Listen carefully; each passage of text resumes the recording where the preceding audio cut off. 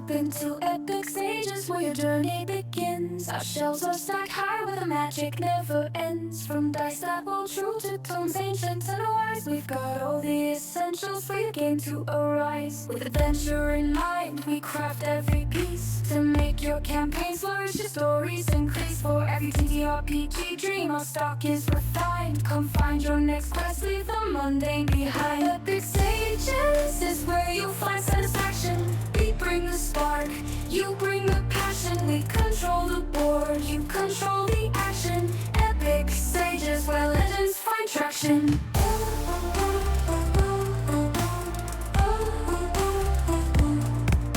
Our online store's a wonderland, easy to explore, with service that shines whether in person or more. Need advice on your journey, we're here to assist. For novice and veteran, no wish will be missed. We've got what you need, from the basic to the grand, to bring your world to life with a masterful hand. From maps that expand to characters that bind, epic stages, always with adventure in mind. Epic stages is where you'll find satisfaction. We bring the spark, you bring the passion. We control the board, you control the action. Epic stages where legends find traction.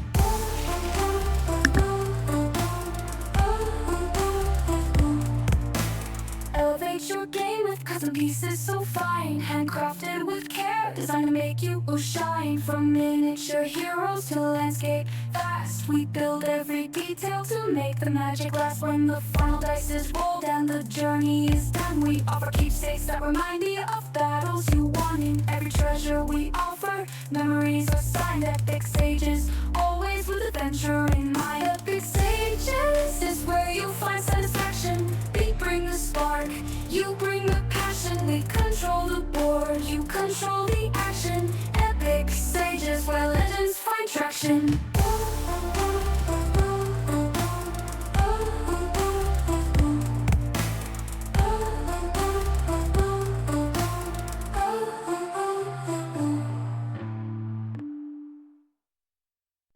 Hello, hello, hello. Welcome to tonight's session 0 of our Epic Sages silliness. Let me get my screen all here worked out and not being special. So, hello, welcome to tonight's session. There will be more people, most likely. We have one that's going to be late for sure, one that might be really late, and then one more that is still deciding if they have time enough to hang out with us or not. Excuse me while I rattle the bones of old dice past. I'm gonna keep a single set of each die out for now, and because it's just the starting session, so I'll just need it for explaining things later. But hello, welcome to the fun. Let's start off by introducing what the heck we're doing tonight. Again, like I said, Fantasy Flight Star Wars TTRPG, or tabletop role playing games. We'll be using the Edge of the Empire as our base model for our system. For those of you that don't know, this system is all about the what's the best way to put it? The Han Solo experience is the easiest way to put it. You're playing as smugglers, criminals, outlaws, bounty hunters, living on the Outer Rim. The setting of this game is placed pretty firmly in between the Empire Strikes Back and Jedi, so it's the tail end of Imperial power. Most of the main characters are still causing havoc and whatnot, but I will put the preference, you guys will not be fighting Darth Vader, because if he shows up, you're all dead. Just accept your fate. Main characters might make cameos, but that's about it. At least that's where it's supposed to be set. That's a fun thing for this entire thing. We can put this anywhere in the Star Wars universe, timeline wise, especially because you guys did Edge of the Empire, and there's always been criminals and scum-related yahoos, pretty much anywhere. So, I guess that's our first question. When in the Star Wars timeline do you guys want this story to take place? Oh, sorry, before we get into that, I should probably introduce the people that are here. My apologies, we're going to start with that. So up in the top corner from my screen, we got RJ back in the house. You guys have seen him a couple times. Any special introductions for us today, RJ? Coming at you fresh from South Carolina at this point. He stayed in one spot for more than a week. It's amazing. All right, and then directly below him is my partner in crime, Younger. Any fun introductions for us this morning? Or afternoon, yes. sorry. As you all know, I am Rook's business partner coming from the central United States. Great to be here. New experience with a new game is always enjoyable. Being forced to expand my horizons. I just want to note this is actually not a new game for Younger. He just forgot the last time we played it was about 5 years No, ago. I remember it. I remember it was like more close. It wasn't a one shot. It was like a 7-shot. Yeah. So this was actually one of the first. Look at that. It's so cool looking. If you didn't have it blurred, we could actually see what it looked like. But as a note, this is one of our certified games where we certify other people how to play and all that fun stuff. So we've been playing it for a hot minute now. Or at least I have. I have a considerable more amount of experience than Younger. And speaking of experience, our last member, at least of the people present, look at that thing. It's so cool. Veerling is back. He's hanging out with us instead of on the monks and whatnot. He's in the future. Hello, yes. Sorry, I froze, panicked, as is to want to happen. I've been so excited this once I heard we were doing this. Definitely didn't immediately eat through all the rule books and everything to look at characters, races, and everything else. Fantastic. That just makes my life easier because that means you know what the hell you're talking about. And you can catch me when I mess up on the easy things. So, first and foremost, again, we're going back to setting because that'll kind of determine quite a few of the other things that we're playing in. And I'm going to give you guys 3 basic options, right? So we can have original setting, which is again post-Empire, pre-Return of the Jedi. So the good guys haven't won; they're still a rebel alliance causing havoc. The Empire is angry and kicking everyone's ass because they can. Basically, if you deal with Imperials, it's going to be bad, right? You're not dealing with a peacetime organization anymore. It is now a full-on Vader's fist all the time, which is great for you as someone who likes to bribe people.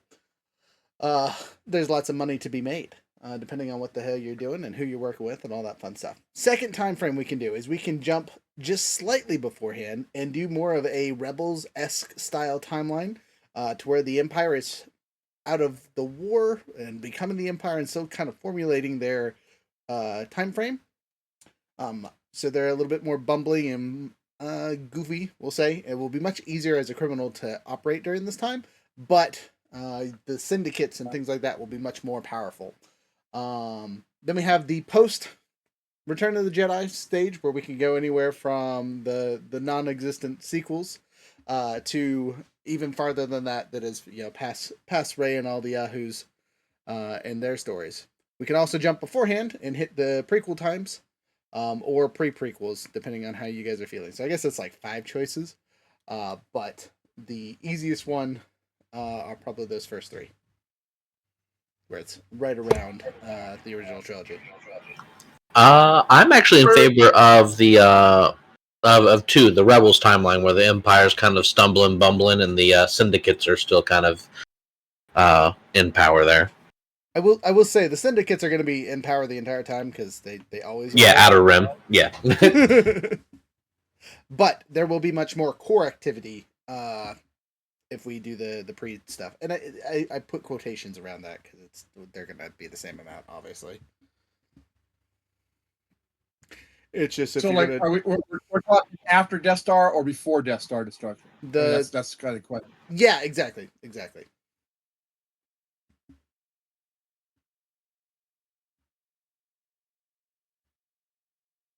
We have one opinion. I got it. Yeah. What about? Are you talking before Death Star destruction or after Death Star destruction?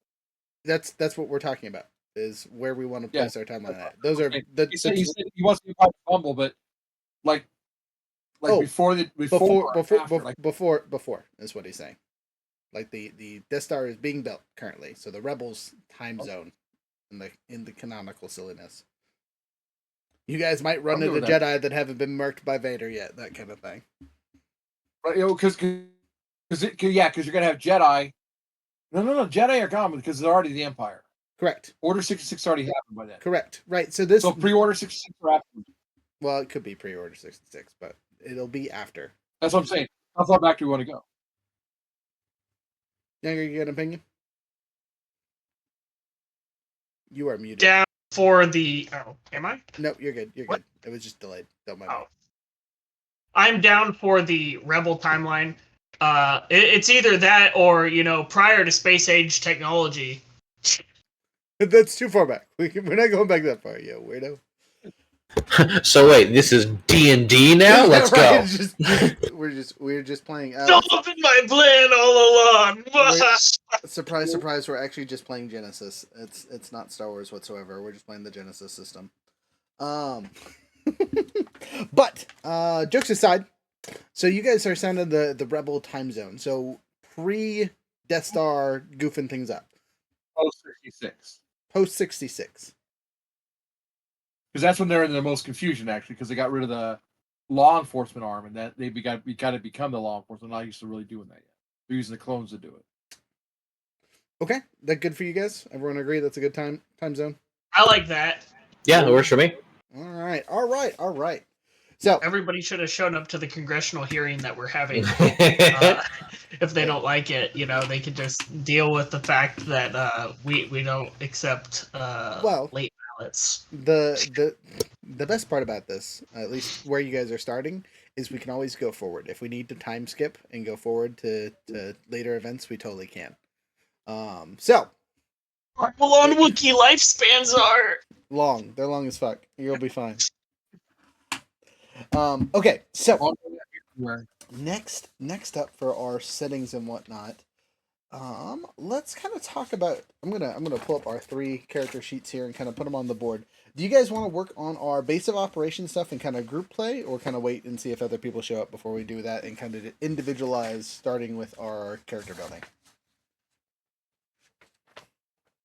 I think we need to build characters first, Fred. I mean, we need to determine. I mean, we're a group. Do we know each other? We got to meet each other. How's this going to start? So that kind of goes into the base of operations stuff. But I have ideas for that, and we'll get to that when it's ready. Let's just build your characters, and then we'll weave their stories together as we go from there, okay?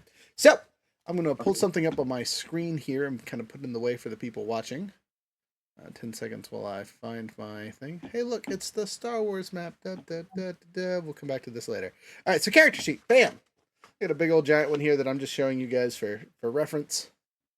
You guys can find this all over the place as needed. Do you guys all have your printed copy or typable copies kind of figured out? Yeah. Okay, because we're just going to go through this bit by bit by bit and go from there. So, the first and most important thing for pretty much all of us is your character's name, which sounds silly, right? But if you start with a name... Don't you need to pick a race first? You don't have to. Again, having a concept of what you want to make beforehand is going to be more important than anything else, and we'll kind of get into that. So, first bitch. So let me pull up the actual book here so I can make sure we are. I mean, normally I would just go with my youngest grandchild, but I can't go with Jasper. Oh, I mean, you can if you want to. It's named Jasper in the group. That would be. Who's named Jasper in the group?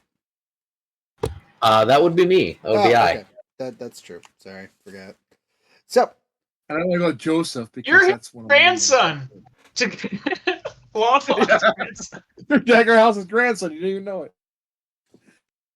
So, first and foremost is kind of figuring out your guys', again, this is figuring out your character, is finding out their background, right? And in D&D, your background is, oh, hey, it's a mercenary, fighter, or whatever. Now, in this system, you have 4 basic settings, right? The down and out, the middle class struggles, the high and the mighty, and the outsider, right? So those are the 4 categories you kind of fit in. And figuring out why you started all your craziness. You have did opportunity knock? Did you have a higher calling? Did you fight people? Did you do something terrible that did bad things to people and you're trying to make things right? Or were you in the wrong place at the wrong time? So those are all concepts for each one of your characters that you need to kind of think about. So let's who's interested in what, and what can I kind of read and get through to peeps? So high and mighty. I'm thinking of high and mighty. Okay. So the bigger they are, the harder they fall. Even characters from high social standing, great wealth, and existence of comfort can be subject to the whims and fates they find themselves cast out from the life they once knew. The fall from race can come in many forms: scandal, poor business decisions, war, revolution, revenge of the enemies, regardless of the method. The character is revocably wretched from the world and wretched from the world and thrown into the murky shadows of the edge of the empire. So when you're thinking about your character in this form, did they land gently on their feet? Did they have friends when they met places? Did they fall and are just kind of picking up?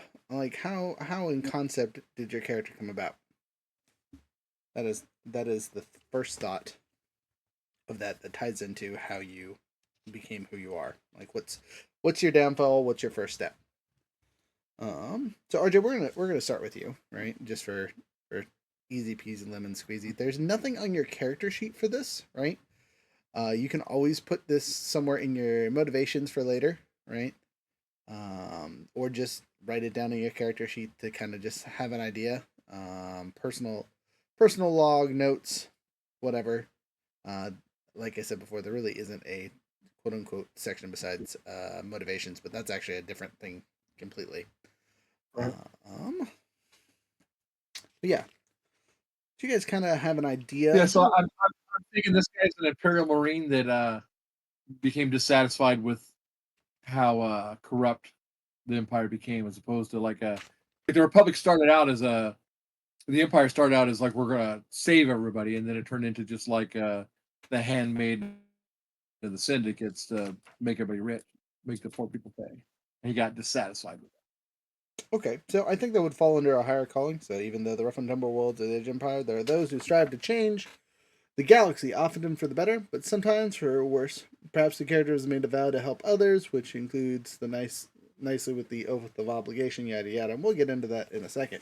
All right, so that's where your character is at. So from high and mighty, so you were a high-ranking Imperial Marine, and then pretty much most of the Marines got the boot at some point. You know what I mean? And that it might be directly after your transition. You know what I mean? Like it was like retire or die. And you said I'll step off. Thanks. Let's see here. Younger, what about your character? Let's go through his two steps of his. I think I have an idea.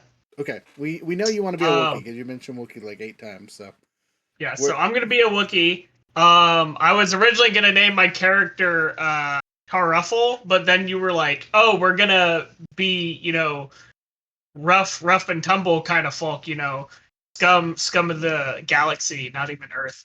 And so I was like, I'll just shorten it to Taruff, because he's rough and tough. Taruff. Also sounds like tariff, okay, charging people for my smuggled goods. And so I think I would like to do the outsider background makes sense because they are ill-informed, just like I am. So this is perfect. Okay. And then, what about your life as a what started you as a criminal? What started making you do the bad things for the bad people? And this would be the core background portion? This is just part of your background, yeah. I think it would be along the lines of like I'd like to do kind of sort of like that Predator from like the Alien versus Predator mindset of like, oh yeah, like I'm going around hunting and stuff, but turns out it's illegal to hunt these specific species, and I'm just like, that's cool, I don't care, and I'm gonna sell their organs. Terrible, but I love it. So I would put that wrong place, wrong time. Okay. All right, and jumping over to our third character, who's pretty much already built his entire thing. What you got there, everything? I got really excited. So I went with the bounty hunter background, in it for the money.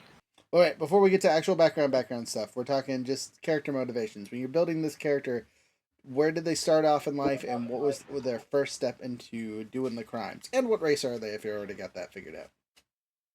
He's human. I went with Mandalorian.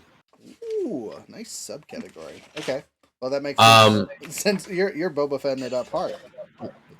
A little bit. So Mandalorians are kind of outsiders. So he's definitely been an outsider. I would say for the core background would be Opportunity Knox. He got done. He was a fresh-faced baby Mandalorian, and the Circuit Corporation approached him and was like, "Hey, we could pay you." Payment And is good. he was like, "Yeah, I'll do crime for payment." Crime for money sounds like a deal. All right, cool beans. Well, that's relatively easy. So, I don't even know if that would count as a failure as a character. You just like doing crime. Opportunity Knocks. That's what that one falls under.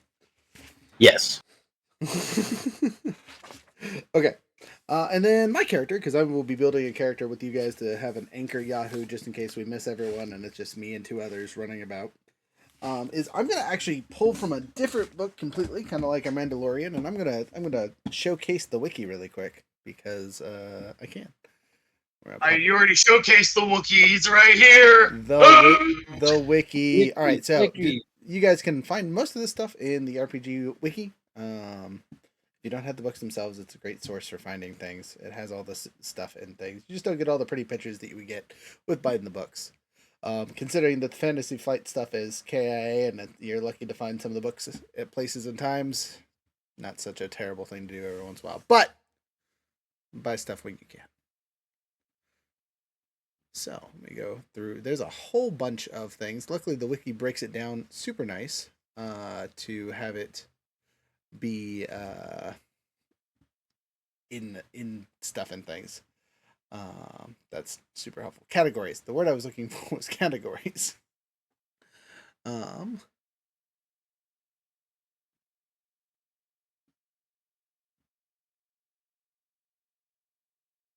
So my character is middle class struggles, which is kind of a person that got bored of what they were doing and decided to step off and jump on to the next adventure. And his background silliness was 100% just like there's a bad guy. I don't like him. He framed me. I'm going to say this character was actually a corpo-based Bothan because Bothans are cool. And they're in this book, so it's easy to run with. And so, betrayed by other Bothans, came to my life of crime. So, with that, with your character sheets and whatnot, now we get to select our obligation. Before we pick our species, we get to pick our obligations. And obligations play a large part in the character bits for everybody included, right? So it'll not only go on your character sheet, but it will also go on the handy dandy group sheet when we get to that later. So don't lose it when you're writing stuff down. Bam. So, an obligation is basically a modifier that you guys get to deal with and have, right? So your starting obligation, every character begins with a moderate obligation of some sort. The nature of the obligation is determined by the chart that you roll later. You either get to pick it or you roll randomly, depending on your backstory and how it fits everything. You go from there. You can pick up obligations later for like extra credits and things like that. Heck, your obligation itself and how strong it is can also be much higher value if you want extra starting credits or starting XP. Just as a note. So, anyway, where was I? Let's go to your obligations. So, Gilling, have you finished yours already? Yeah, actually I did. Okay, we'll start with you then. Delightful. So I went with, for my obligation, I went with contract. A powerful and strict contract binds the character to a specific employer, and that employer is the Circa Corporation. This could be a crime boss, an imperial courtier, or a wealthy corporate CEO. Whoever holds the character's contract has nearly total control over the character's future career. All bounties are furnished by the contract holder, and deviating from the terms of the contract can lead to a number of potentially harsh fines and punishments. Interesting. So, just as a note, that one actually isn't in the base book. That's one of the expansion ones. So, interesting choice. I like that. I get really into building everything. No, that's good. I like that. All right, Younger and RJ, who would like to go next? I have a question. So, You have an answer? oh, go ahead. The starting obligation value, is Uh-huh. that relevant? It will be later. So like it Okay. for everyone, it starts at a certain amount, and then you can choose to make it higher to get extra experience or extra money. Gotcha. I'll need to read because I'm dumb. So RJ can go first.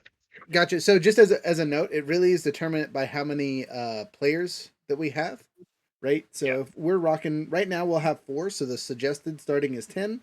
If we jump up to 5 or 6 of us running around, it might start at 10 or 5. Because if you have too much obligation, you start getting hunted and bad things occur in game. Yeah. And then my second question in regards to this is your obligation based off of the smugglers thing specifically, or is it based off of any of those things, right? So there are specific obligations, right, that come from the main book or stuff off the wiki. Well, I just realized that there's like a thing for like there's a smuggler choice of background, right? Mhm. And I don't know if we're technically listed under the smuggler's choice of background since you said we're doing the smuggler's route, or there's things like you can totally pick that. That's on you. That's a quick build if you wanted to do the quick build. Gotcha. Otherwise, you can roll a D100, and I will tell you what you rolled, if you would prefer that.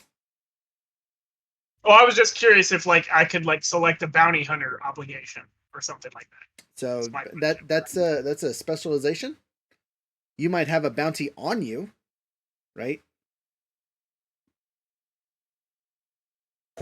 I promise not to hunt you down, Younger. Well, So no, because because I said that I hunt creatures or whatever, Mhm. right? And so I was like, oh, like because a bounty hunter doesn't necessarily mean it goes after specifically people. It could also just be like, right. So you're thinking specialization stuff. This is obligation, totally different thing. okay, I'm So- reading obligations, and one of the things is bounty hunters, which is why I listed that. There's didn't know one. if it was There's one. What are the other things it says? Just out of curiosity, because I think you're looking at the wrong thing. So I'm looking at core obligations, right? There's core obligations, and then there's bounty hunter obligations, and then there's colonist obligations, and then there's explorer obligations, and then there's hired gun obligations, and then there's smugglers obligations, and then there is technician obligations, Mhm. and that is it.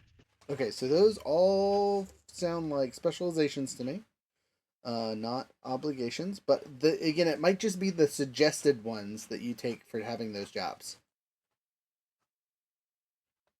The way I viewed it was because I very much made Jasper into a bounty hunter, was that they're like, if you didn't want the core ones and you knew what specialization you were going into, it could provide more like context and kind of focus and flavor for the character that you're running. And that's how I saw it. Okay. Yeah, like I said before, with the stuff that just sounds like the suggested obligation for you. But what does the obligation actually say? Because in obligations, bounty is one, but bounty hunter is not an obligation. Yes, so in the core one, it has bounty, or like you have Okay. bounty. But there Yes. is a whole nother chart. Instead of the core obligation chart, there is a bounty hunter chart of And these obligations. Okay, yes, you can use that if you really want to. Oh, I apologize. I was very confused on where you were pulling this from. Apparently page 19. Of which I don't know. I don't of the Edge of the Empire okay. BH-ND page 19. I know nothing. You know Okay, nothing. I'm reading off a Wikipedia page. Ah, okay. Yeah, I was gonna say because that is not definitely not page 19. Obligations are on page 39. I just posted the link that I use to help build this character in the chat. If that'll help, it has I should have sent this earlier. It has the core obligations, and then it has some of the more like finessed ones as well.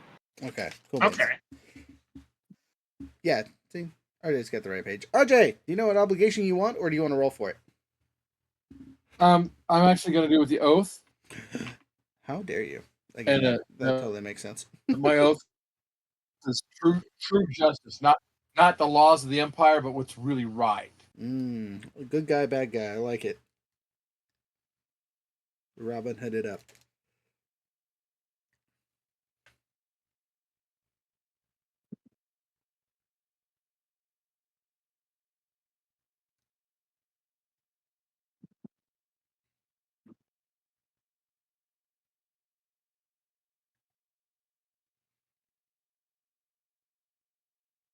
So I'm going to roll for mine because that's the funnest way to do it. You please D100s are real. 73, which literally makes it oath. I'm gonna ignore that because that's silly for my character. We're gonna re-roll it.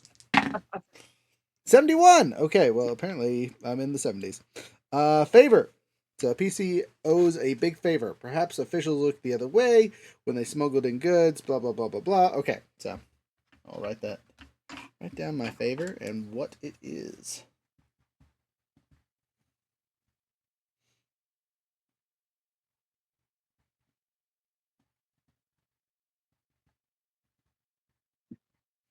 And I'm going to say my big favor was off-world transport. So I was able to keep a good majority of my personal wealth and things when things went wrong and I was betrayed by the corporations and whatnot. For corporate espionage, which I didn't do, I swear. At least not this time. Now I'm going to start doing it.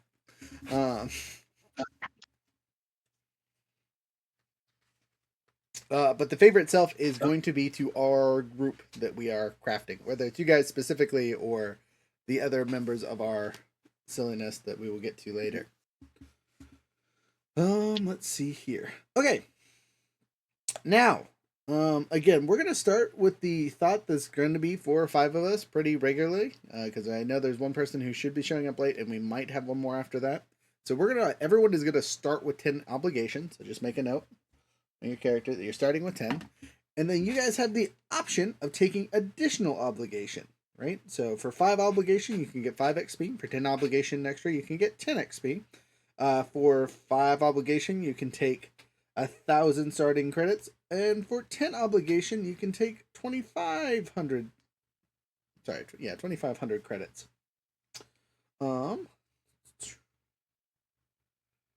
And the benefits below here, right?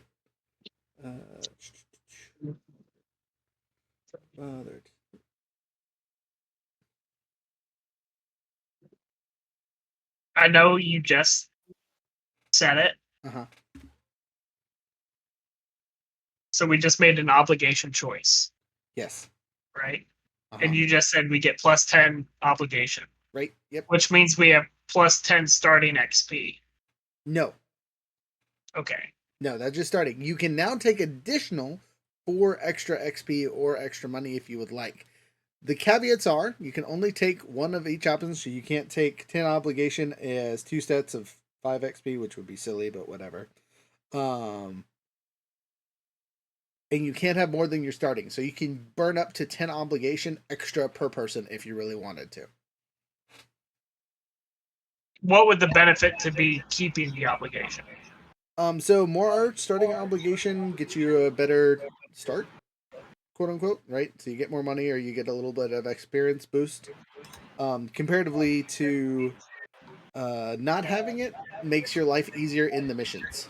Because obligation will catch up to you, and that's like one of the key counterpoints as we play, right? So like things are going on. If we rolled, we'll say a 42, and that gets under our obligation level, we then have some kind of something happen depending on the roll. So it'd be, whoever's last on the list with the least amount of the highest amount of obligation, their stuff is the most likely to affect people. And well, again, we'll get into that when we get the entire group together. But what we're thinking about it now, pick your obligation. I'm not going to let you guys chit chat on what you're doing. You got to keep it to yourselves because that's half the fun. So you take the extra 10 or not. I don't see where to pick that from. I don't see It's where on- we're picking it's that on the from. next What page page. is that, Ron? Next page. So page 40. Okay, give me a number, sir.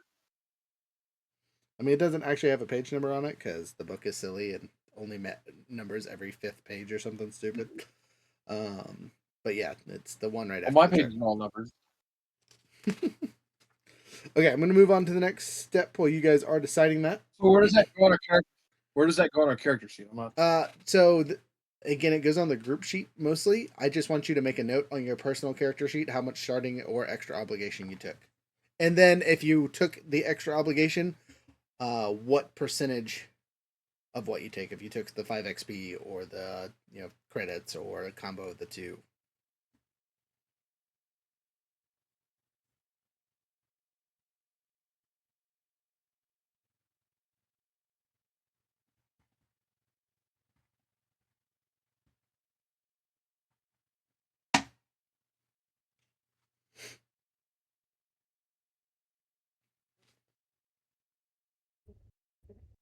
And then as a note for you guys in the future, you guys can gain additional obligation to people and things later for those rewards or items or things like that, right? And they get added onto the group stuff. But for the most part, you have to have some way of settling it or being able to pay off some of the obligations. So like when you do a job for whoever, some of the obligation gets paid off, so on and so forth. And that'll be part of your mission rewards as we go along.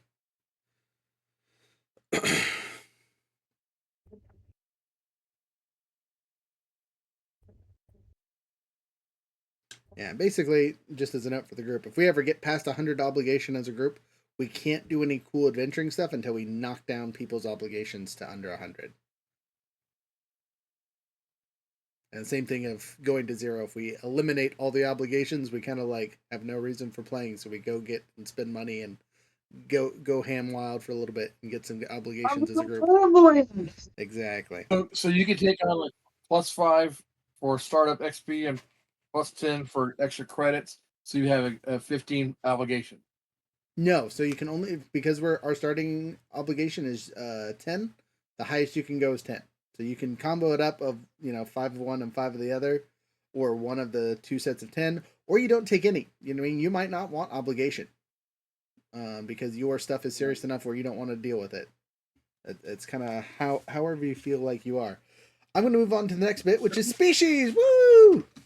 Which you guys will all need your first page for, because you guys should know your stuff.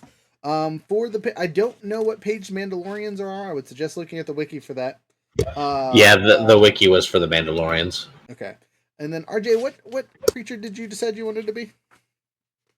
Human. Straight up human. All right, we got 2 humans in our group. So what that means on your big old page in the center here, your starting stats is 2 in every skill.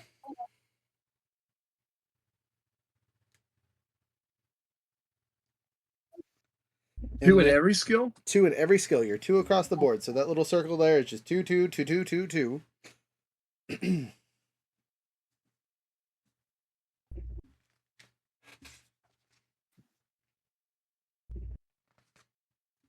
Whereas mine as a Bothan is 1, 2, 2, 3, 2, 2. So my brawn is trashed here, but everything else is okay. Things you should also note is your wound threshold, which for you and the other human is a 10 plus whatever your brawn is. Your strain is 10 plus whatever your willpower is. Your starting experience is 110 XP, which will be important later, but it's a good start to say the least. And then your special skill is humans start the game with 1 rank and 2 different non-career skills of their choice. They may not train these skills above rank 2 as for starting character creation. So just if you have other stuff that somehow adds things after you spend all your XP, you can't train them any higher than that. But you'll get 2 skills that aren't part of your characterization silliness. Younger, jumping over to the wikis for you really quick. This is the only thing I have done. It's done. Oh, you did The this. only thing I have a question about Okay. is what is a soak value, and is that related to the question? Soak value is how much damage you can take, basically, from getting shot. So it's like the amount of armor you have. Imagine it like AC. So if you get hit Okay. and the weapon does 6 damage, you have a soak of 3. You take off 3 of that damage before you apply it to your wounds and strain and all that fun stuff. Okay, so does my race determine anything about soak value? No, it's equipment based. Okay. Does defense have anything to do with soak value? No, defense comes from equipment as well. Okay. So what I got so far is I got all my stats, like brawn through presence. Okay. I got all of my weird skills listed based upon specifically Hunter, the got it. outline. And then I don't have any weapon listed. I do have an ability listed, or 2 abilities. One called Brawl, which gives me a +1 to my brawn Okay. based stuff. And then I have Wookiee Rage. If wounded, deal 1 damage to Brawl or melee attacks. And if critically injured, deal +2 instead. And that's all I have listed. And is that all that I need to have listed? I'm gonna look here. Besides, like, I guess, like my body weight, what I look like. Right. I mean, for did you get your starting experience? I didn't really know what to do, so I'm gonna do a +10 experience because I don't know how easy experience is to get. And Wait, no, well, no, what no, is money? no. Your starting experience is 90, and we'll get on how to spend that in a second. Okay, 90, and then I have the thing we just did. If you did more, add more. We'll get back to that later. You're ruining the surprise. Okay. Okay. Well, I didn't know. You're good. I'm It's a giving you a hard surprise. I wasn't supposed to know. Okay. So I guess I'm a male. I'm middle-aged, 201 years. My height, it says I'm supposed to be 7'3", so I'm going to be 7'5". My build is going to be built like a tiger. If you can imagine that. My hair, it's going to be, it's going to look like a white tiger. You know, just like white with like black streaks. Nice. With blue eyes. Okay. That's And cool. that's also my notable feature because I don't know how many white tiger Wookiee looking dudes are out there, you know. that's fair. Okay. They call me Yeti. Yeti Tara. Ridiculous, but okay, I got you. I'm trying to find my talents page over here. I get 1 rank in convincing demeanor. Which I will find later when we get to it. Just as a note for you guys, my starting wound threshold is bronze plus 10, so I get a whopping 11 to start. Please don't hurt me. And then our strain is willpower plus that, which is slightly better. My willpower is 2, so a total of 13. And then again, defense, we'll get to defense and all that fun stuff when we get to equipment. Alright, so we all have our races. Cool beans. Super exciting so far. Now we get to pick our classes, specializations, all that fun stuff. So, choosing a career and specializations. First biggest question is, what the heck is the difference? Right? So, a career is a general path for your character. A specialization is how you do your career. That's the easiest way to describe the difference. There are subcategories of careers that you can pick from when you pick up your specializations, and it costs experience points to jump into those other styles of doing how you do your thing. Hence the giant tree of doom that all classes have.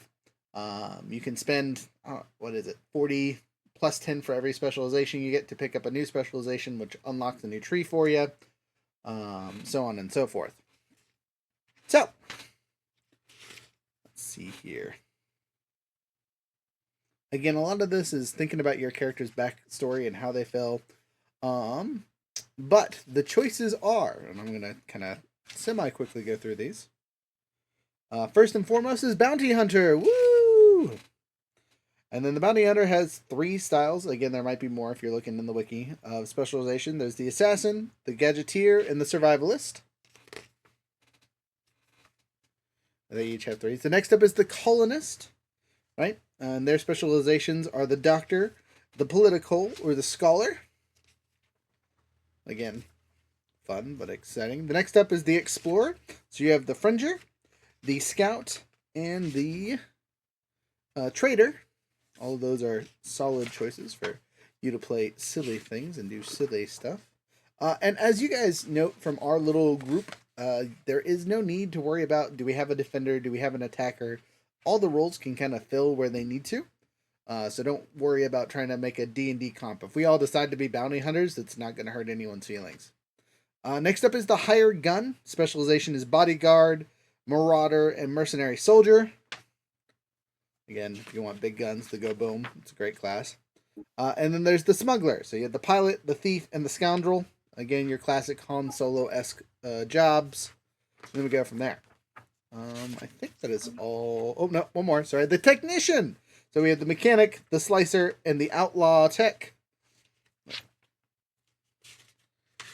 I think my last character started out as a technician and then ended up as a force-sensitive Yahoo that just did dumb things the entire time. But there's that. So with your starting experience points, right, each character begins with a budget of experience points based on their species. The experience points used during character creation are the same experience points received during play. If a character chooses to spend fewer experience points during character creation than his budget, those points carry over into the game. So don't worry about spending all your points if you're like, I got 10 extra that I can't use, or I don't really see anything I want. I'm going to save up for getting a new tree. Cool beans, right? So each skill rank, which we'll kind of get into, sorry, let's see here. During character creation, raising characteristics to the next highest rank costs 10 times the value of its thing for whatever. Example being, if you're going from 3 to 4, it costs 40 points of experience to upgrade to that next level of brawn. Right? So if you want to improve your big dice numbers, it's 10 times whatever the next level is. So for RJ's character, your next big stat increase across any of the board is going to be 30. Right? And that'll improve basically any of your stats. For other things that you guys can do, skill training itself, right, is kind of the same process, except for it's 5 times whatever rank it is. Going from rank 0 untrained to rank 1 requires 5. And 2 to whatever is 10, 3 is 15, so on and so forth. And you can train all 5 ranks at the exact same times. You just do all the math all together all at once. And then acquiring talents cost whatever the talent cost is, right? Each specialization tree has columns that you go down, and as you go higher up, they cost more kind of thing. It's on the skill trees as they go through, but they range anywhere from 5 to 25 experience points. Because they are on the skill tree, you cannot skip things. Some character classes, like the Wookiee and myself, have starting talents, and we get a class in demeanor. Mine is convincing demeanor off the bat. I don't have to pay for it. I just get it because I am a Bothan. And then acquiring new specializations, finding new trees, jumping into new careers, all that fun stuff. So personally, additional specialization within a character's career costs 10 times the total number of specialization that they would hold in this new specialization. So a character with 1 specialization compares to a second career specialization for 20 experience. You can also buy stuff outside of your career, so picking up a new career, right, would be 10 times the total number of specializations they would possess within the other specialization, and 10 more experience. So the first time you jump into a career that you haven't touched yet, that isn't part of your tree, it costs an extra 10. Once you get into that first thing and break the mold, essentially, you lose that cost. So just as a note, if you're trying to multi-class, essentially. But yeah. Next we'll get into motivations and ambitions and all that fun stuff. But I think I went a little far. Sorry. This is the appropriate time for you guys to pick your career path. So of the 6 that I listed, are there any that interest you guys that you guys want to focus on? And then I can tell you what page they're on, and or you can find them in the wiki. Again, Veerling, I think you already figured this out. You're doing bounty hunter, right? Yes, bounty hunter, and then specialization is assassin. Nice, good start. Okay, so easy peasy lemon squeezy. You know how to spend experience points, so I'm not going to talk through any of that for you. But if you have questions, obviously feel free to ask. Younger, we're going to go to you because you look the most confused. What career are you looking at? Now I'm confused because I was just looking at stuff. I was thinking maybe warrior. Warrior. Is that that's not in anything I've listed before? Is that something on the wiki? I was so sorry. It's listed careers with survival as a class skill. Yes, it's a career on the wiki. Okay. It's in the Jedi and Sith book on the wiki, Force and Destiny. Okay, so that's in the basic one. Yeah, so that's you're trying to be a Jedi friend. You can't have that one. I can't be a Jedi thing. Just like Jedi Wookiee? Wild. Okay, I didn't realize my bad. Because I don't have a hardcore book in front of me. I just looking. That's why I listed them all off. Well, and like I said, we're cool to use the wiki stuff if you guys really want to, but that one specifically is a lightsaber focus. It's literally Jedi Counselor or Jedi Guardian. It's just under the warrior class. I gotcha. I was originally looking at Smuggler, but then the more I read it, I was like, this is not going to fit the character at all. So I don't know if it would be a hired gun or the bounty hunter. Bounty hunter would be cool. But you said you just like hunt creatures, right? Yeah. So I mean that might be a scout if you want to be a scout. And then I'll keep a scout as an option. Is one of my problems. It's in the I just ran past it. Sorry, it's not the hired gun. It's the explorer. It's in the explorer tree. Alternatively, since you want to hunt monsters, if you look at the hired gun path, Marauder, the skill tree there, yes, you get that. Mm-hmm, yep. I say because you get the skill tree right out of the gate. You have toughened, which gives you a +2 wound threshold. Yep.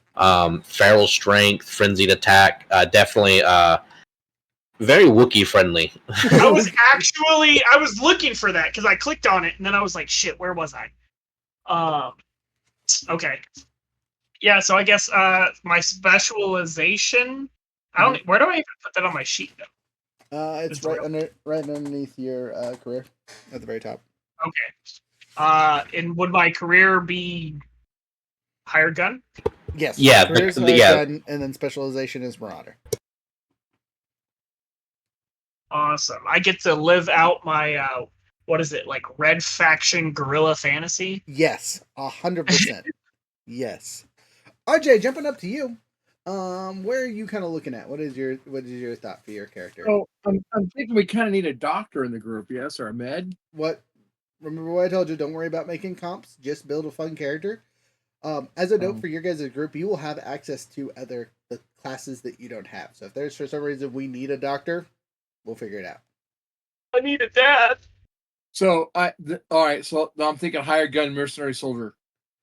That seems to fit in really well with your character design. Like you basically go from what you did to even more so. Okay. I guess that leaves me, and I honestly kind of want the group's opinion on this one because, personally, I love being the pilot. That's one of those things I just like to play as. And as a DMPC, it makes it really easy for me to kind of just pull myself from the story if I need to. No, here. I'm flying the ship. Leave me alone. Those kind of things. But we don't necessarily need a specific player pilot. If we just have a group doing it, the pilot just gives you bonuses to flying, not necessarily saying that not everyone can fly. They're just better at it. The other one was going into the colonist section.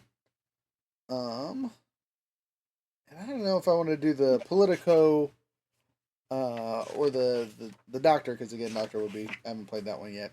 But I also love playing the Explorer and doing like, what's it? The third one here, the Trader. Or pilots make sense, you know. Oh yeah, we're going to go scout out new places to sell our illicit good. Right. Well, that's what I'm saying. If you Right. guys want me to be pilot, I'm happy to be pilot because that I like that one. It's also one that's easy to lend into. Oh, I picked something else because I met somebody and they taught me how to do a thing, and it's an easy explanation how I picked up bounty hunter coolness later on. You're like the bus driver who's packing. Exactly. So We all got driver's license. You got your CDL. yeah, I like that. So thoughts? I mean, that would just make me a smuggler. You always feel like a smuggler to me. Okay, smuggler it is. Climbing out your balcony down the Muggle, muggle. goddamn.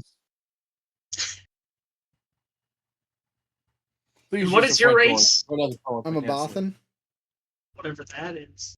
And then I need to come up with a cool Bothan name. Someone want to randomly generate me one really quick? Balthazar.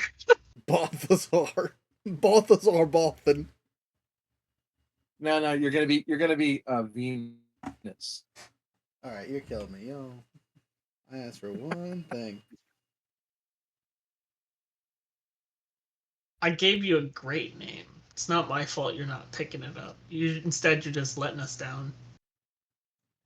You'd be That's Caroline. Sweet Caroline. Well, that's unfortunate. My mother will not be here tonight. She's supposed to show up today. Interrupt the game. Delayed? Can't. Yeah, Is there flight delay? yeah. Tampa was being dumb. In Florida. Worse than Arkansas. Oh, yeah, it's my opinion. There's nothing. There's nothing worse than Arkansas. Damn. Okay. No, just there's nothing. Well, I mean, How's your shoulder? Digger All right. man. How's your shoulder doing? It's here. It moves ish, except this way. I can't move it further than that. You know your arm's supposed to do that, so I can't. Oh man. All right. My name But is I can- Run Carews. That's I way don't used worse to be than allowed to Balthazar. run. I watched you cry every lap of football. It's a fantasy. Let me have my fantasy. That's too fantasy for me, man. Man, shut up.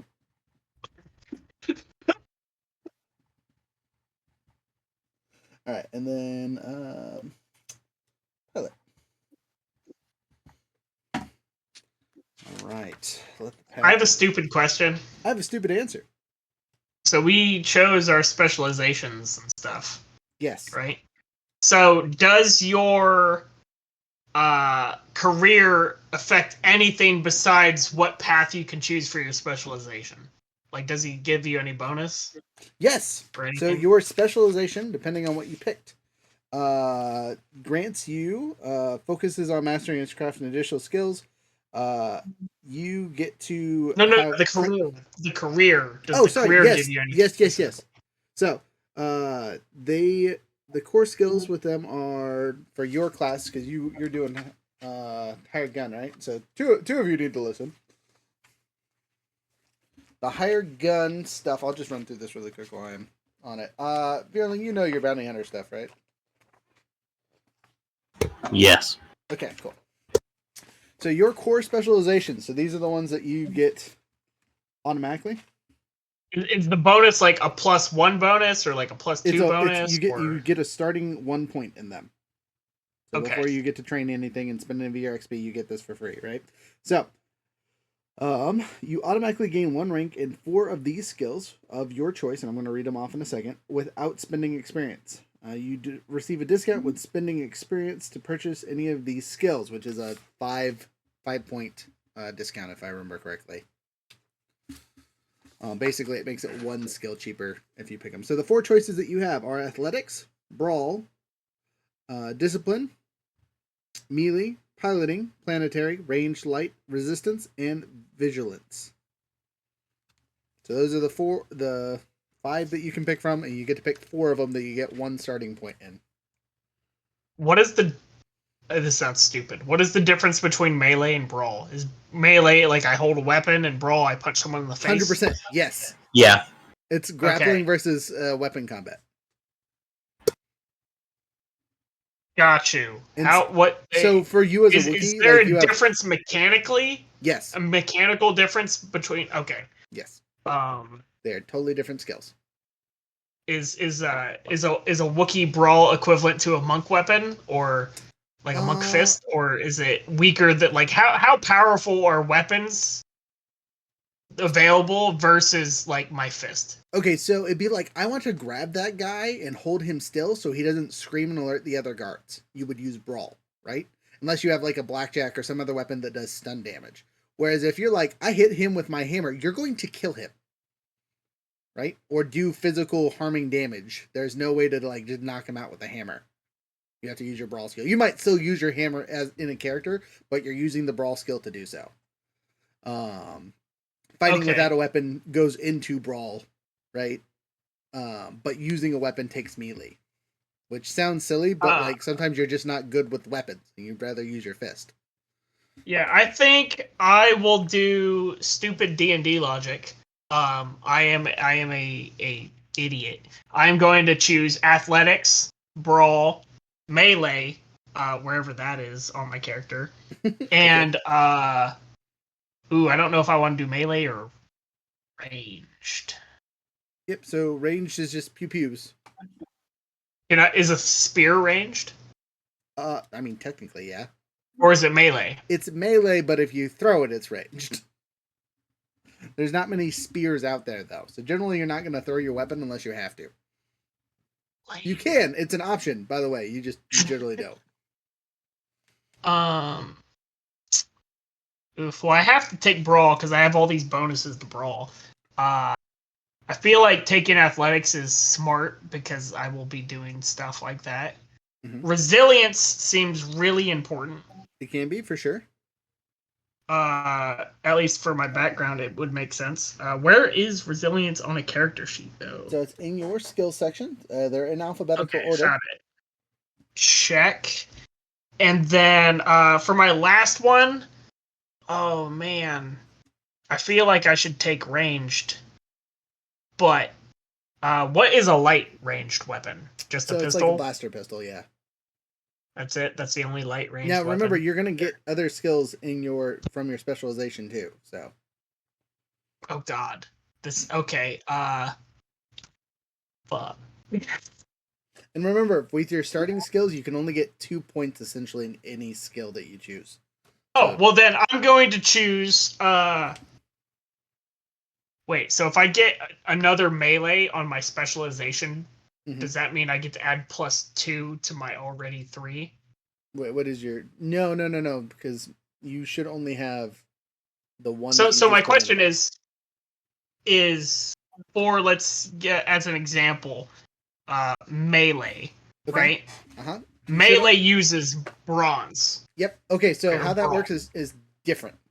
So when you're using your dice for your dice pool, you get these little dice here, right? Yes. Is your specialization. So you have a bronze of 2, right? Or whatever?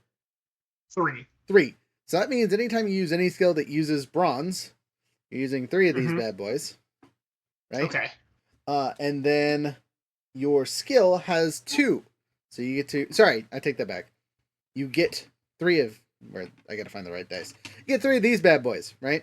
Starting off, because that's the higher of the 2 numbers, right? And then if you have melee, you get to change 1 of those 3 into a yellow dice. You get 2 in melee, so on and so forth. And let's say you've trained melee to 5, and it's higher than your bronze. Well, then they switch roles. So you get 5 of these bad boys, and 3 of them become your brawn, right? Okay, cool. That was my question, because I can choose melee for both my specialization and my career. So if I do that, I would essentially change 2 dice to be the new dice. Yeah, so basically anytime you rolled a melee attack, you would take 1 of these bad boys and 2 of these bad boys, and then make your roll. Plus whatever bad things you have to add into it. Or good things. Okay, so I'm going to take away my resilience bar, and I'm going to add it to my light. So the 4 things I chose for my career was athletics, brawl, melee, and ranged light. Actually, And then for... You're good. Veerling, just a side question. And that, so far you sounded like you're good. Is there, Yes. I forget, is it a soft cap on your stats, or is it like how I said, where it switches to whatever's the highest of the 2? Let's see. On my fillable one, I have 2 ranks in melee brawl, and it shows 2 yellow and 1 green. But if I take off the ranks, it goes off of the normal skills that I have, or so it'll take the just your base. I believe the yellow dice are obviously the more powerful, so I think it automatically swaps out. At least on my end. Okay. Well, if you're the more powerful ones. Time out. If you're playing with the thing, can you max out one of your things and see if it gives you however many dice, then converts over or whatever? Yeah. So at max rank 5, you have 3 yellow and my bronze 3. So I have 3 yellows and 2 green. So it's exactly how I explained it. Good. I'm not crazy. So there's no soft cap. In other systems of Fantasy Flights there's a soft cap, and you have to have a certain number. So don't worry about soft cap. It just takes whatever the highest of your 2 things are, and your specialization dice is whatever the lower of the 2 is. All right. Anyway, back on track. Younger, back to your question. I'm sorry. I want to make sure. So then with Marauder, I gain all 4 of those bonuses? You get to pick 2 of the 4. So coercion, melee, resistance, or survival, and 2 of the 4 you get to take skills in for free. What's crazy to me is on the wiki, it doesn't say that. It just lists what the fuck they are. Well, because character creation is the same for everybody. You get 4 of the first thing and 2 of the second thing. So I'm going to choose melee again. Mm-hmm. Wahaha. Therefore, Okay. I get more stuff. And That makes then sense. I'm bad at coercion. Wookiees are bad at coercion. Resilience, I could go up, if I really wanted to. But there's this thing called survival, and that sounds cool. Okay. Yeah, So I want that. Before you explain anymore, I'm going to jump over to RJ so he can get his thing, so he can pick. So obviously you heard your 6 from the original, right? Yep. You picked your 4 from RJ. So yeah. So I mean, I have the 6. Do I have to pick 1, 2, 3, 4? Okay. So I have the 4. Yeah. Okay. So you have those 4. Your 2 more, or you get to pick 2 more of these other 3, right? So discipline, gunnery, leadership, or ranged heavy. So you get to pick 2 of those 4.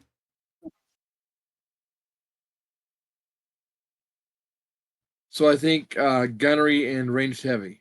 Okay, big guns, got it. So you, just as a note, gunnery is for spaceship stuff. So like if I'm the pilot, you're the gunner. Oh, okay. No, I don't want to do that. Oh shit! I got it. I mean, it's also artillery pieces.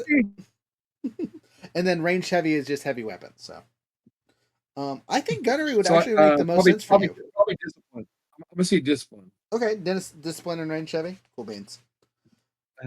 And then it says for a human, I get 2 different skills plus 1 to start with. Yes. So that are not orientated. Correct. So you can pick anything on the list as a human and put 2 points in wherever you want. Not 2 points or just 1. 2 points. Just 1 level.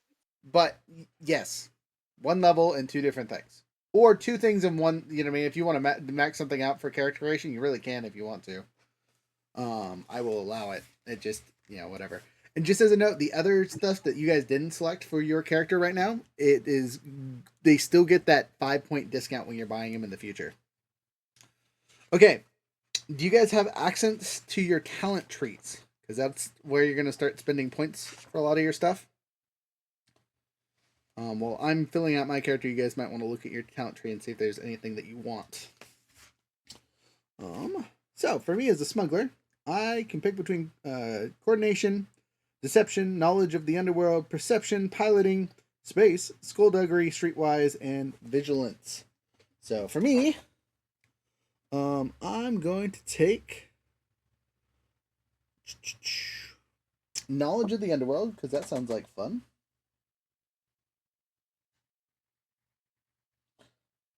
I'm going to take piloting space because, you know, why not? I'm going to take...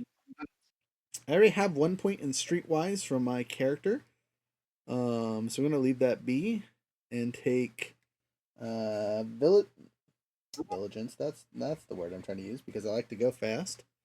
And do I take Skullduggery to break into things? I'm going to take Skullduggery to break into things. Got a lot of the S's.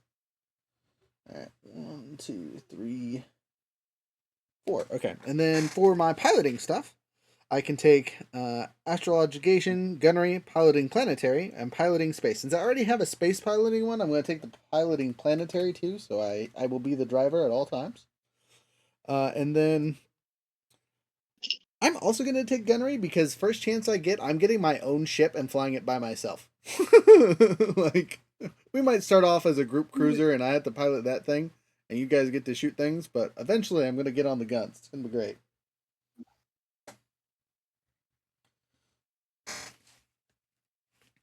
All right, and then I get to do the same thing. We get to look at our talent trees and pick stuff out. The cool thing about talents, besides the starting ones and whatnot, is you can pick whatever you can reach. So it's got to start on one of the first top floors, but as long as there's, you know, something connected to it, you can go. In character creation, if you spend all of your points in your tree, you're good to go.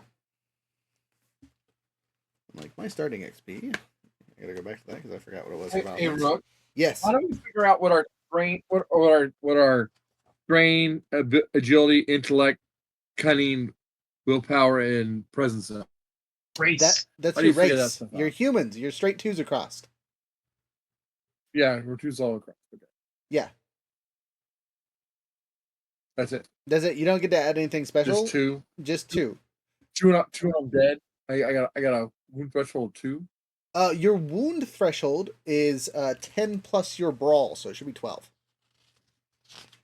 Okay, so 12.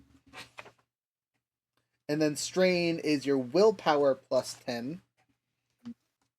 Sorry, willpower plus 11 Success. since you're a human. No, wait, is it 10? Sorry, I'm looking at the wrong page. No, it just says plus 10. Yeah, 10 on willpower and 10 on bronze. And then your starting experience is 110, not to include if you took extra from being a Yahoo. Well, I don't think a hired gun gave me any extra experience. No, it does not. No. Experience comes from your starting race and your obligation if you took the extra obligation. Oh, I didn't. I took extra money. Oh, okay. Don't see he's ruining it for us. How dare you? How dare you, sir?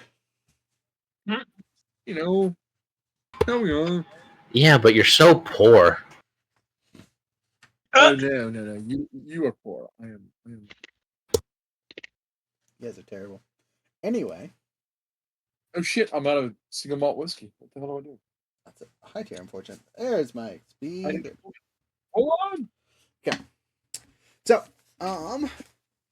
as we look through our handy dandy books and things, I'm gonna start with Veerling since he's kind of already made his decisions. What did you pick on your talent tree? And my big suggestion for you guys is upgrade your skills that you want to upgrade first, then upgrade your skills that you think would be cool, and then go to your talents and use whatever's left over for talents. For my talents, I went with Grit, gain +1 strain threshold.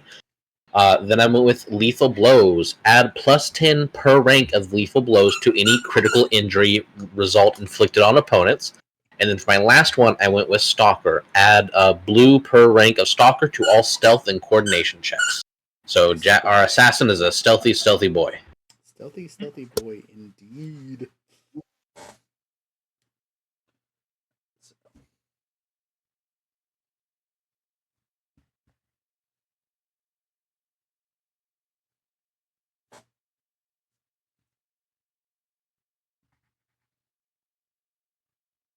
So unless the dice gods hate me, I will be... there's not really a way I think I can fail a stealth check.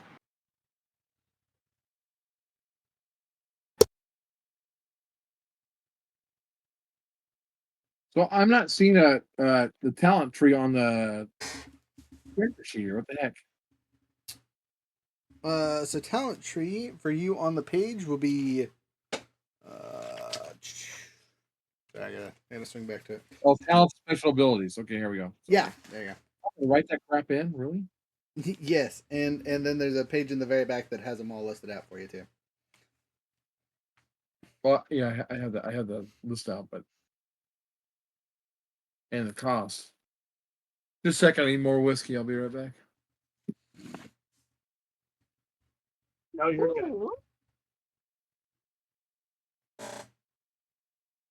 I now read what my abilities are, and now that I read what my potential options are, I would like to change my stats. What are you changing? I would get rid of my light agility, or sorry, yeah, my light weapon attack for a resilience point. Okay.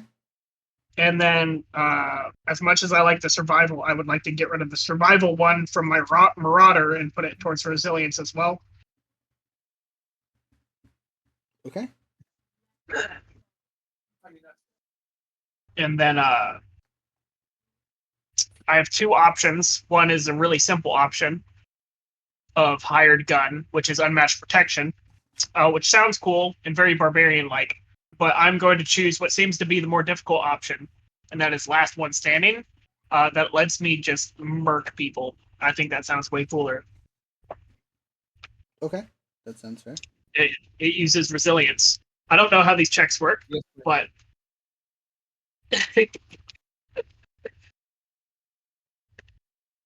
but hopefully having a okay resilience will mean I can actually use this ability at some point effectively. Hopefully. I don't know what destiny points are, so We'll get to destiny points in a little bit. Don't worry.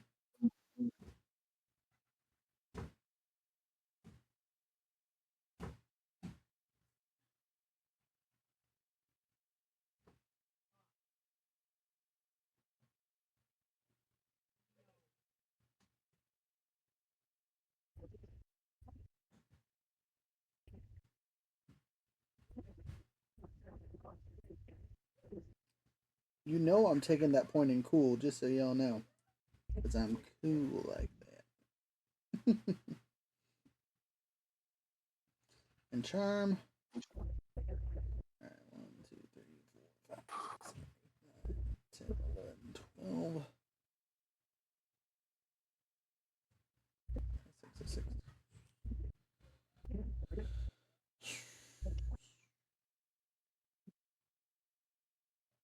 Okay, that's all I can do currently. That's all my XPs.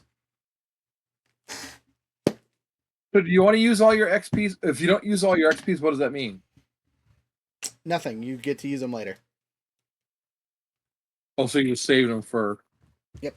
Save them up for finding new specializations and categories or upping your big stats or whatever. okay, so I have a stupid question. Okay. What's up? You probably explained it, and I think it went over my head. That's okay. The points with the signature abilities provided by your class have the cost, and the cost is the experience you're talking about. Okay, so as a Wookiee, you said I had 90, right? And then you said I had we have obligation, and I chose to take only experience. Okay. So does that give me a plus 10? Yes. To that 90? Yes. Okay, because it says an X 10, so I didn't know if it was times 10, and I was like, that seems expensive. That's a lot. No, just 10. Okay. So that's 100 points of experience. Correct. To play with. Yo, I think I can buy everything. I'd buy all of it. The whole thing. The whole board. For signature ability. Yes. With 100 points. That's wild. Probably not everything. You could probably get like 2 rows though. No, it's everything because it says cost 15. Oh wait, the initial one's 30. Okay. So the top ability is. Do you have to have the top ability to be access the other abilities? Yeah, it's ability trait, so you have to work your way down. Gotcha. What is the empty squares and the filled squares? Like it says, remove black square. Oh, black square is a type of dice. That's a threat dice, right? And then the white squares are your positive version of a threat dice. 5, 10, 15, 20. Okay. And I'll go back once we kind of get our characters built. I'll go back and explain the dice and all that fun stuff for people that are watching the system for the first time, so they can kind of absorb what the heck we're talking about. Okay. And just as a friendly reminder for you guys spending your points and whatnot, right, for your skill training and whatnot, the cost for training falls into two categories: skill and non-skill, or non-career, I should say. Training a career skill at the next highest rank types 5 times the next rank cost, right? For example, whatever. Trained ranks cost non-trained ranks are 10 times. Right?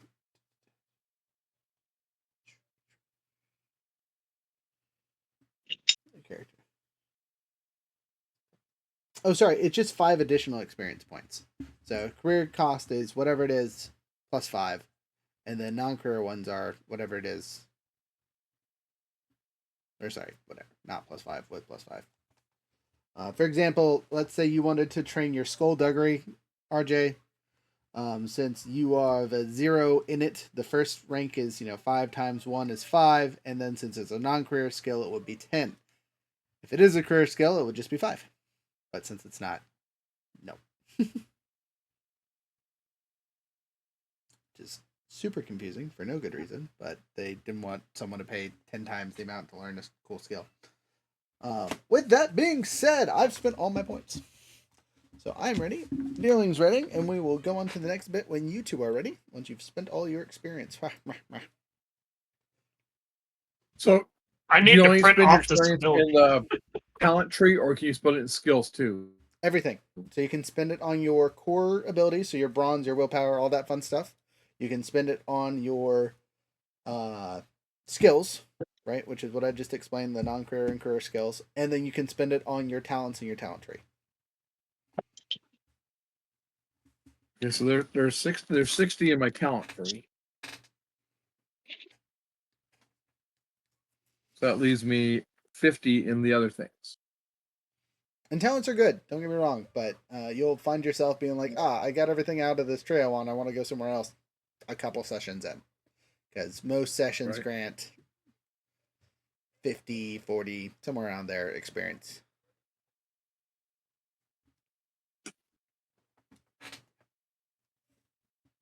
I'm going to eat some food while you guys are finishing up. Let me know when you guys are ready, okay? No rush. So 110, I spent 50. So each first level is only worth 5.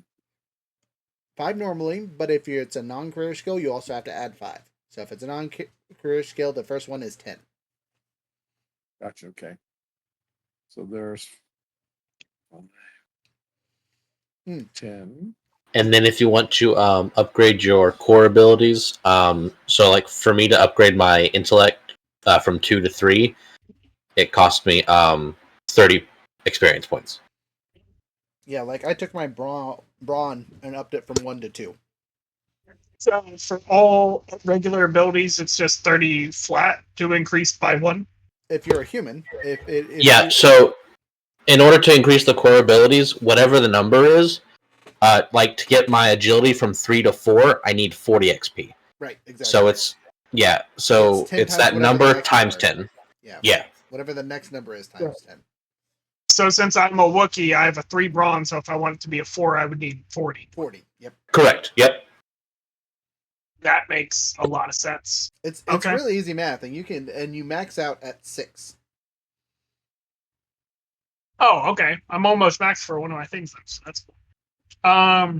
What? Yeah, I'm at 5 for 2 of my stats. I'm at 5 for melee brawn and resilience. So just as a note, younger, totally separate numbers. They don't add together. They affect the dice you get. and we will explain that shortly. Okay. Gotcha. My bad. No, you're Again, good. I was over haven't here done like, how the heck are you Um, at 5 already? So just as a note, right? Having 5 or 6 dice in anything makes you like the world-renowned expert in that skill. For example, with force dice, none of you really have to deal with force dice because none of us are force sensitive.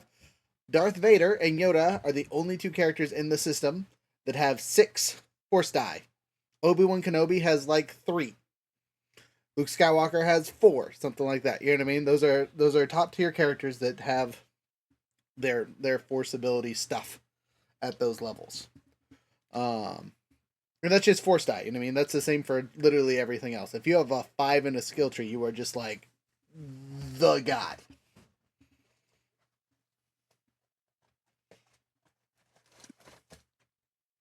Every time I hear Every every time I hear the guy, I just think of Spy Kids 3. Yeah, exactly. That's I didn't even know it. they have a Spy Kids 3. I thought it only went to 2. What the? Oh, there's way more than 3. What are you talking about? Yeah, there's a reboot. Well, I guess probably not a few years ago. It's probably a while ago now. I apologize. The max level for things is 5, not 6. You said that, but you said Yoda and the Darth Vader got an additional one because they're special. No. dweebs. I said the wrong number. That's my fault. Oh, so Damn it. you're a liar. I'm a Got it. liar. Super liar. Well, I mean, Liar. Points for my base ability, 10 as a- points for add boost, 15 for increased effect, and then 15 for reduced difficulty, and then 10 for reduced setback. So I'm at 95. So I have 5 points left of XP. Okay. You can save it or Okay. keep it. What's the difference between saving and keeping? Nothing. That's the joke. Oh, okay. So I was like, oh. Do they going to charge me interest on my fucking experience? Yeah. So I'm gonna do that. It'll be really easy for me to remember what I did because it won't be, but I have it written down in a funky way so that I'll understand. As a note, since you have 5 extra experience, and if you took 10 obligation for some reason, you could take that 5 obligation off. Or change it out for credits instead. But I could just keep it and then use it later. I'm just saying, we're in character creation. This is the time to do that. Oh, okay, yeah. I'm gonna keep it because I really want the next 2 level things, and so the faster I get that, I feel like will make my character better. Okay, that's cool with me. We're going to move on to the next bit. So, as we move on to our things, we now get to talk about weapons and stuff. Whoa. Not really. Soon, but not really. All right. Okay. So, we did our investing our experience points and all that fun stuff. The next bit is determining your attributes. So, your wound thresholds, defense, soak value, all that fun stuff. So your wound threshold, because again, you could have changed stuff when you leveled up. So like my brawn went up 1 point. So my wound threshold is now 12 instead of 11, which is good because I'm gonna get shot a lot. I can tell. Well, we already talked about this with you guys, so you guys should already know your strain and wound threshold, right? Your defense determines how difficult a character is to hit in combat situation. Defense is divided into ranged defense and melee defense. A character default value with each is 0. Defense is most commonly gained by wearing armor or adopting a defensive position in combat, such as gaining cover. Some talents may also increase a character's defense rating. Excuse me, sorry. Next up is your soak value. Soak value determines how much incoming damage a character can shrug off before being seriously wounded. A character's soak value is subtracted from any incoming damage. Any remaining damage after the character subtracts damage becomes part of their wound threshold. Character's default is equal to his brawn rating. After determining the initial value, increase the character's brawn rating to increase the soak value. Additional soak is often gained by wearing armor. Some talents may also increase soak, such as enduring. Later increases to brawn also increases your thing. So if you increase your brawn, you increase your soak. So, like, again, mine right now is 2. I have 2. But it could increase depending on what gear I pick up. The same thing with defense. You start at 0 for your character, but you might gain more depending on what you have for shields and things like that. All right. Now we get to determine your motivations. So going to the second page of the book, or second page of the character sheet, I should say. It'll be next to the, right underneath your obligation part, is your motivations. So there's a random table to tell you which ones you get. These help you develop your character's backstory and kind of like get you going. Let's see here.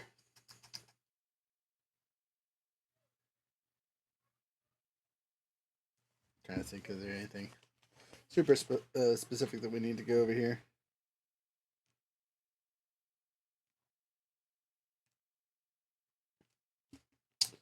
Alright, so if a player finds himself at a loss for what the character do, you should look at your motivations to see why you would do things. It really doesn't do anything mechanically for you, except for it helps you roleplay your character better. So, this is all D100 rolls. So, first and foremost, and do you guys want 1 or 2? You can have 1 or 2, and this is a group decision. Do we all want 2 motivations or 1? I went with 2. I thought it was a personal choice. So I can also get rid of 1 if need be. I'm good with 2. 2 just makes it easier for you to, like, why is my character doing a thing? Yeah, I say it felt more like since it wasn't like anything that like really pertained. It felt like fleshing out more was help get in the mind of the character and stuff. Okay, I mean that's fine with me. You guys good with that?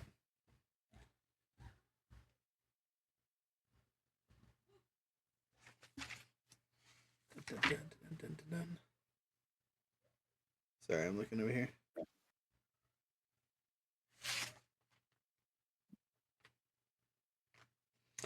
All right, so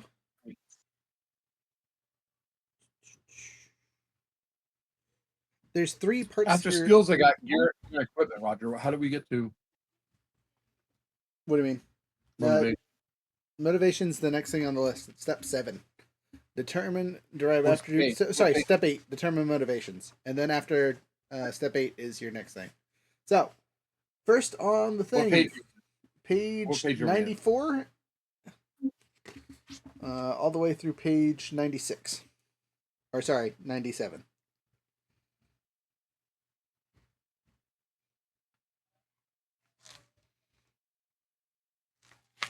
Okay, there we go. All right, so for this we roll one table 2 times, and then depending on what table you rolled is what you get. So Younger, we're gonna start with you. So roll me a D10, or I have D10s if you would like me to roll for you. So I choose from like ambition or. So we're gonna roll it. Oh, okay. That'll be fine. It'll be fine.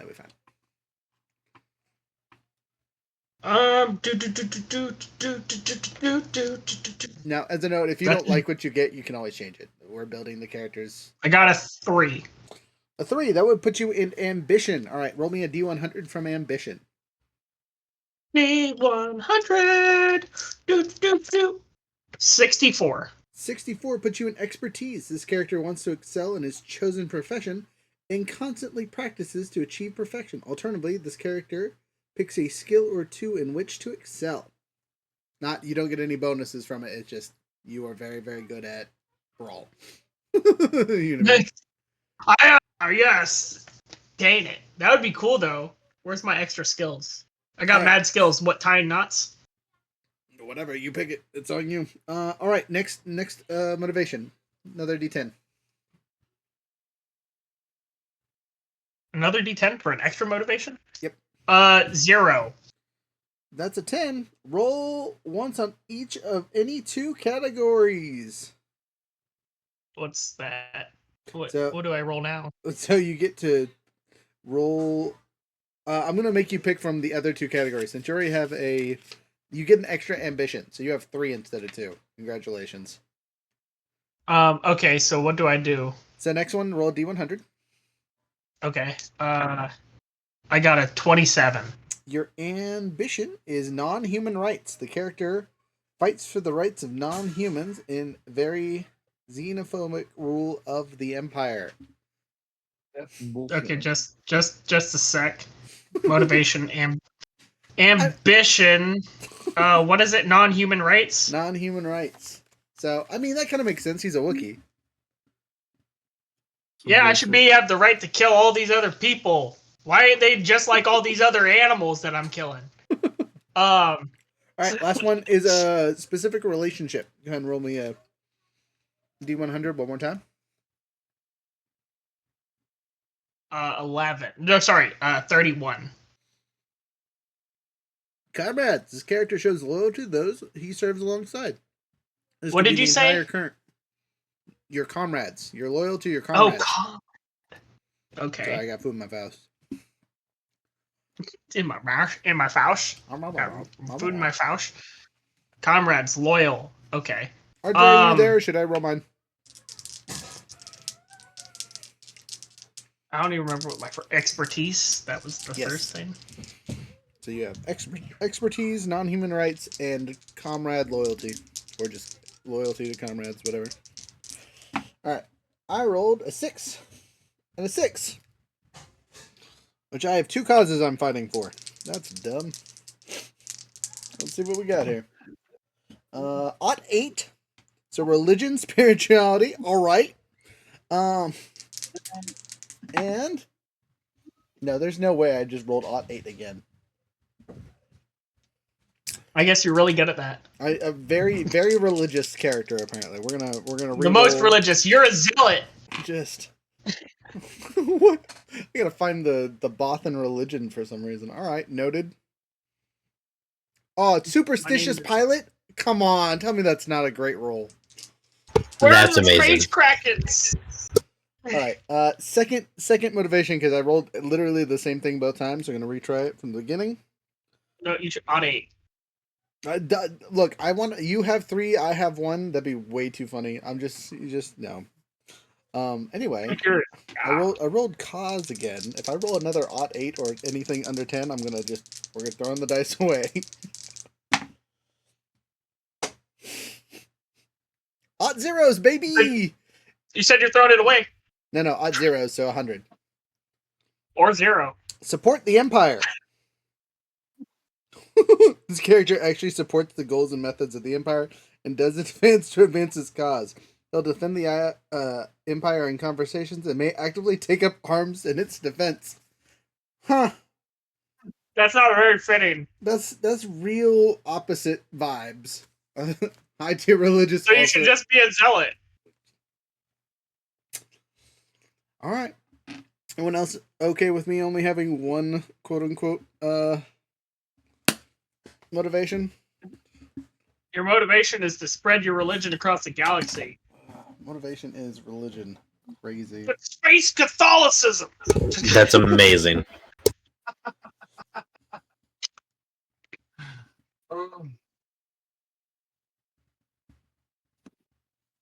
That's way too funny. That's what we're doing. This is gonna be the easy one, just to make Spain giggle when he watches the episodes. I think it would actually be funny. We're gonna also do the pro Empire silliness because it's funny. It's also really funny because the non-human rights. Right.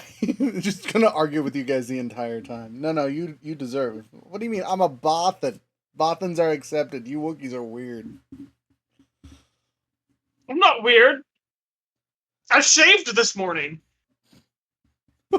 That's horrifying to think about. Good lord. I feel like Wookiees under their face almost look like predators. Imagine it's like you remember, like there's like a shaved cat.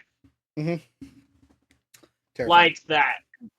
Terrifying. Don't sit on glass, please. But the Grinch, like that, but the Grinch. Imagine if the Grinch was shaved, and that's what a Wookiee looks like. Why? All right, so excuse me. Our next step after motivations and all that fun stuff is gear and appearance. Woo! All right, at this stage, the players have taken I don't wear pants. Anyway.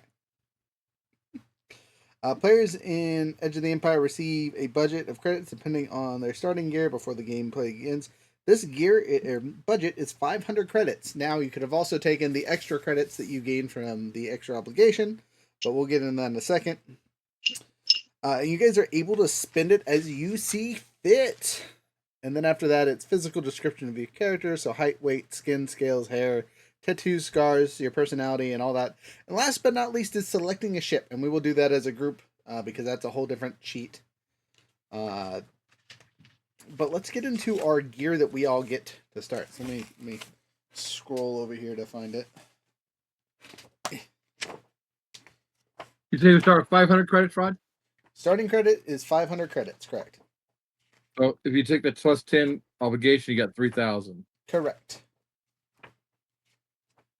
Outstanding. Which is nothing to scoff at, for sure. All right, so let's combat. Come on, items. All right, so what kind of weapon or things do you guys want to start with? Do you want to start with weapons or armor and stuff?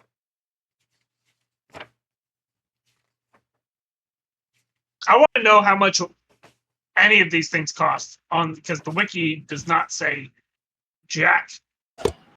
Shit.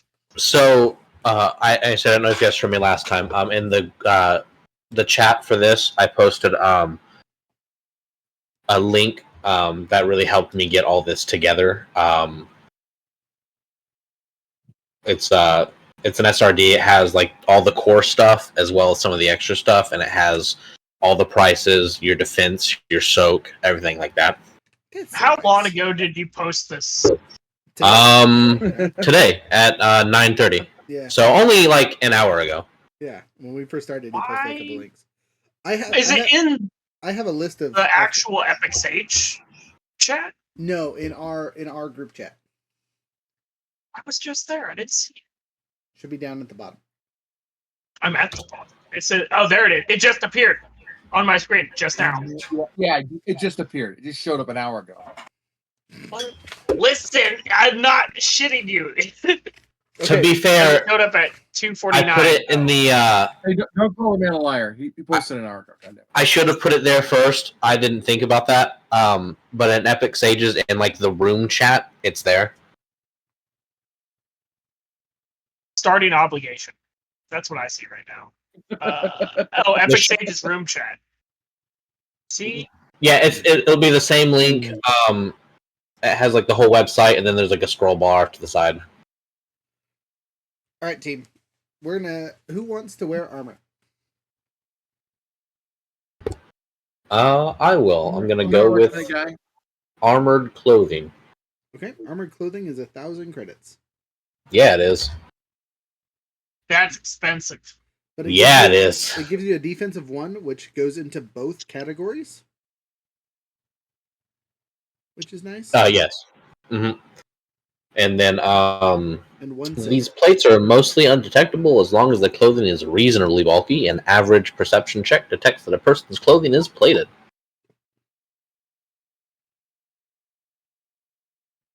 You can also get padded armor, which is nice because it's only 500 credits, but it doesn't give you any defense. It just gives you a little soak.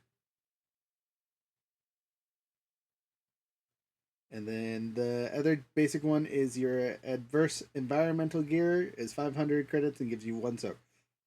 I was like, why would you ever not take padded armor though? I was like, oh wait, because you can put hard points on the adverse environment gear.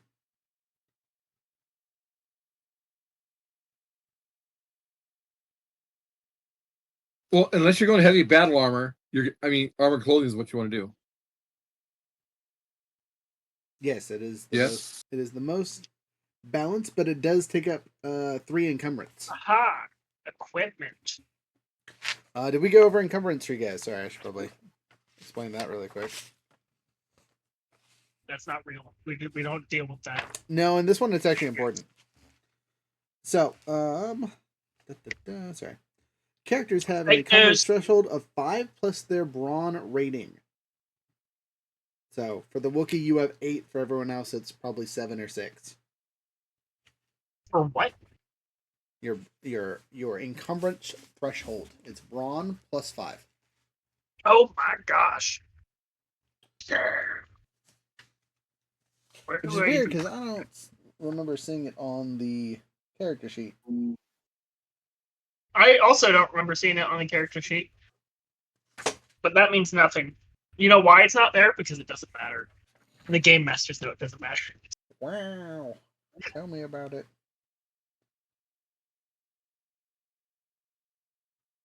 Yeah, I always make a note of it is in C of 7, so I can keep a note because some This items says are defense. Is it defense one for each Raj? yes, or is it- yeah. Defense, it goes on both of them. There are some that specifically have melee defense, like some of the swords and whatnot, and some that have specifically ranged defense.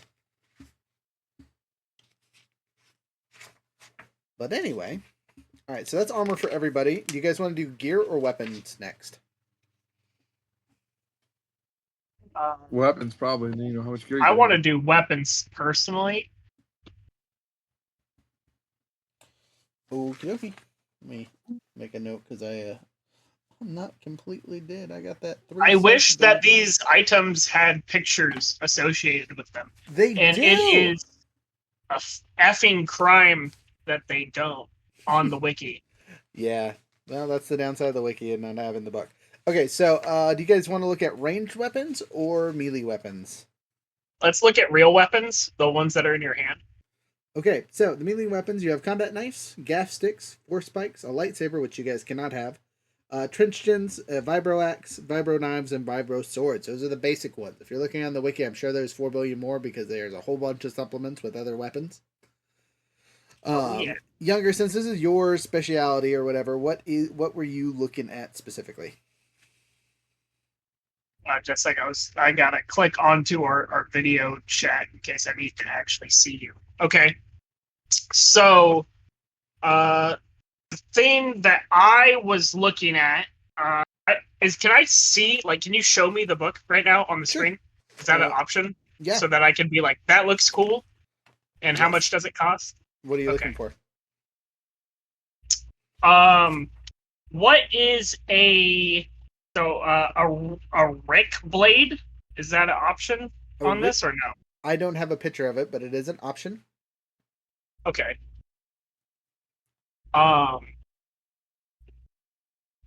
That looked. It's basically a fancy pantsy vibro knife, but that the vibro knife. Is that like?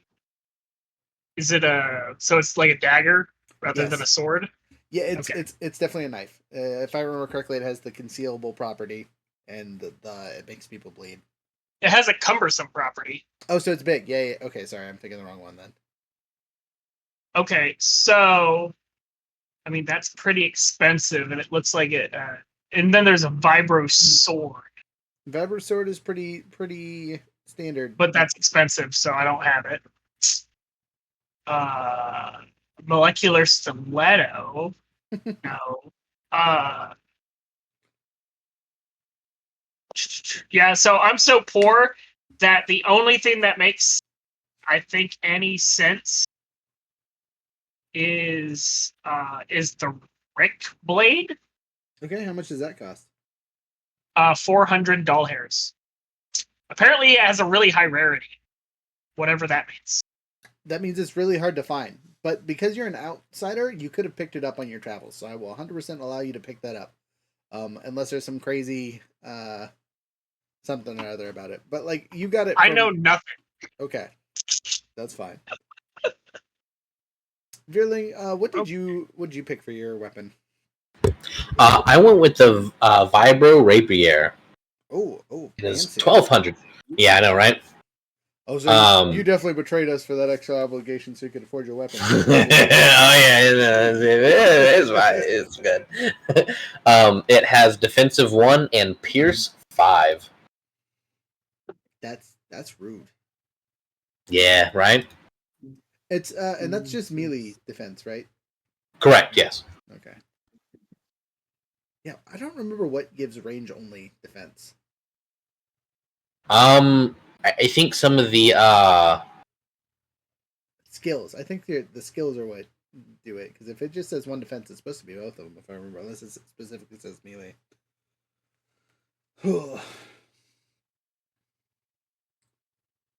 Yes, I think all the melee weapons do strictly melee defense, and then I think you get range defense from armor and skills. I believe yes. Hell yeah.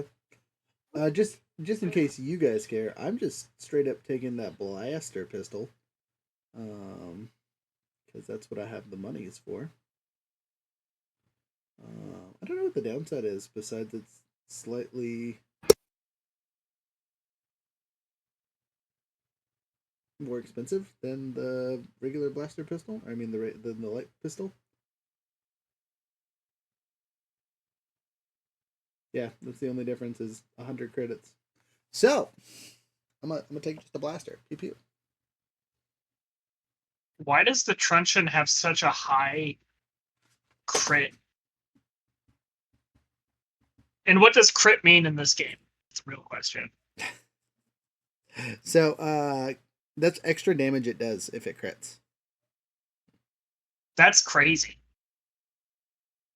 So it costs $15. I take that back. High crit is how hard it is to crit. The lower crit is better. Oh, okay, yeah, that makes more sense because that shit's a 5, so that's really hard to crit, I assume. Yeah, I'll go over crit rules later. But basically, you have to succeed so many over the necessary number to get a crit. Okay. So the stuff that have 4 and 5 crit, you are almost never going to hit unless you have maxed out your brawl, have a whole bunch of happy positive notes, and it just happens to line up. But it does good damage, so. And just as a note, this isn't D&D. You're not going to be doing 50 damage in a turn. If you do, 10 damage, you're doing the equivalent amount of like a laser blast from a starship.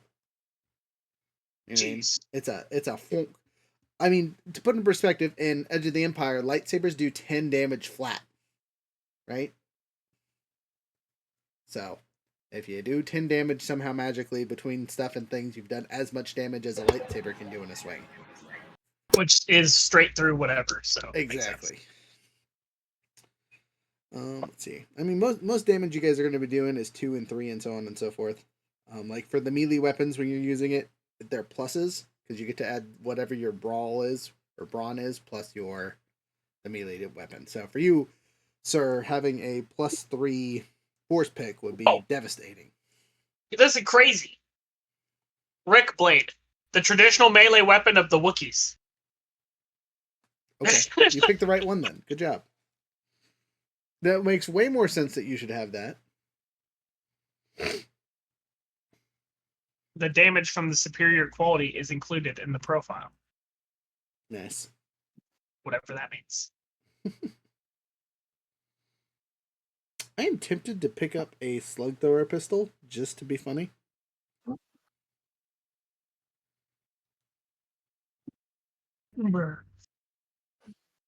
I'm wondering if you have a blaster rifle, do you also need a blaster pistol, or are you just a rifle guy? So one's heavy and one's light. Oh, there's two-handed melee too? I'm just saying, if you have a blaster rifle, do you need a blaster pistol too, or if you have a vibro blade? If you have a close combat with a vibro, yeah, so save the money. Yeah, exactly. If you want to do a melee weapon and a ranged weapon, probably a good choice. But I wouldn't get 2 ranged weapons. Unless you have like a pistol and a rocket launcher that has ammo. For you heavy gunners later, that might be important, but to start, nah. So it's not...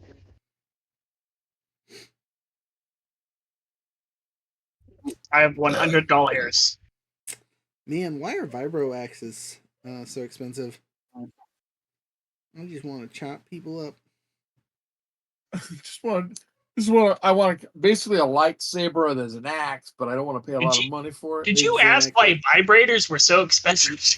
Vibro axes, yeah, freaking loon. Okay, I was gonna say, anyone will lend me $150 so I can afford this silly vibro knife? I only have $100. Yeah, I'll lend you $150.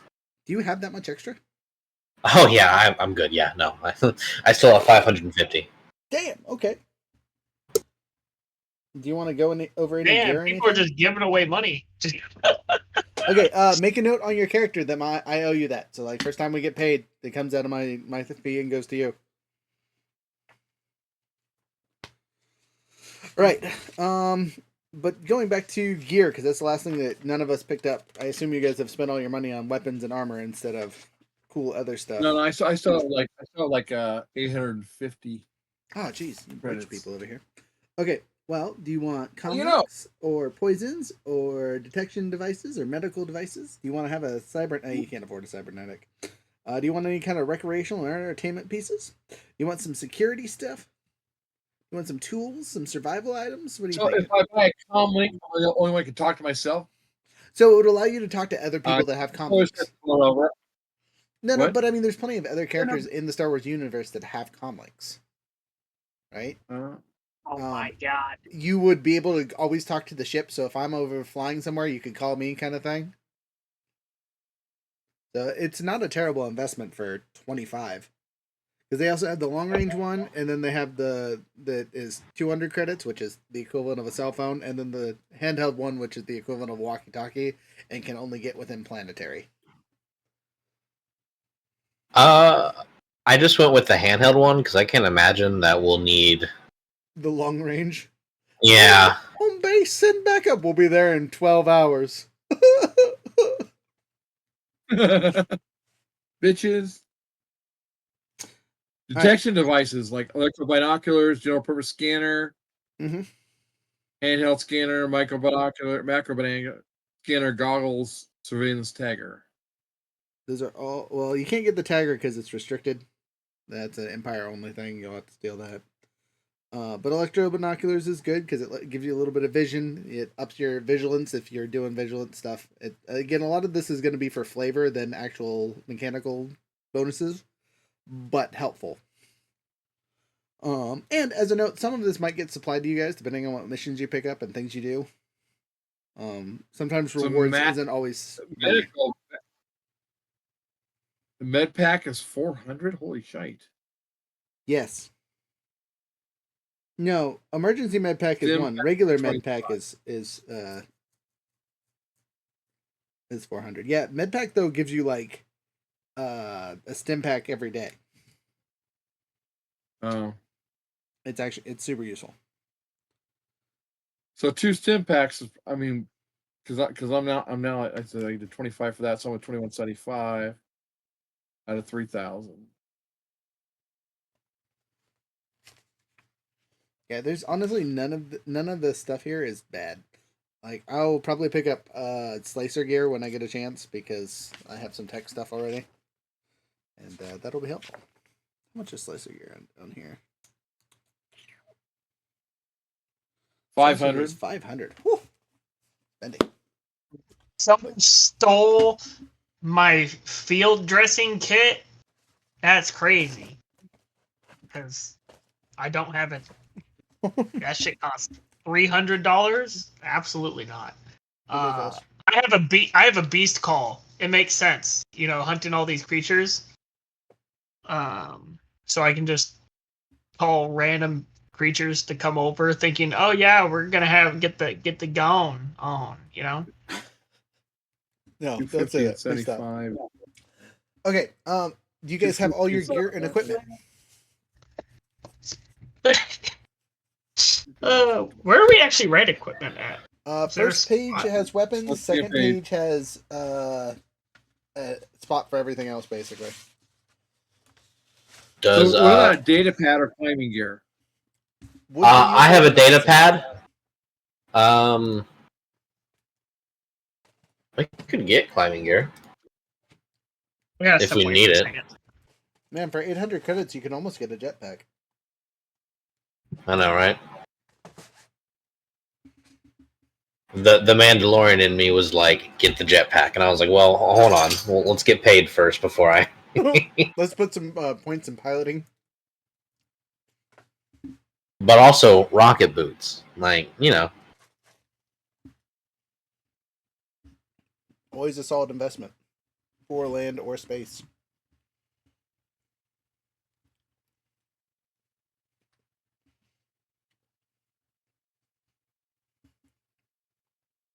So do we have to worry about ration packs or anything like that? Not explicitly, unless I make it an important point of a mission. Like, you crash on a planet and need food. So we go electro binoculars.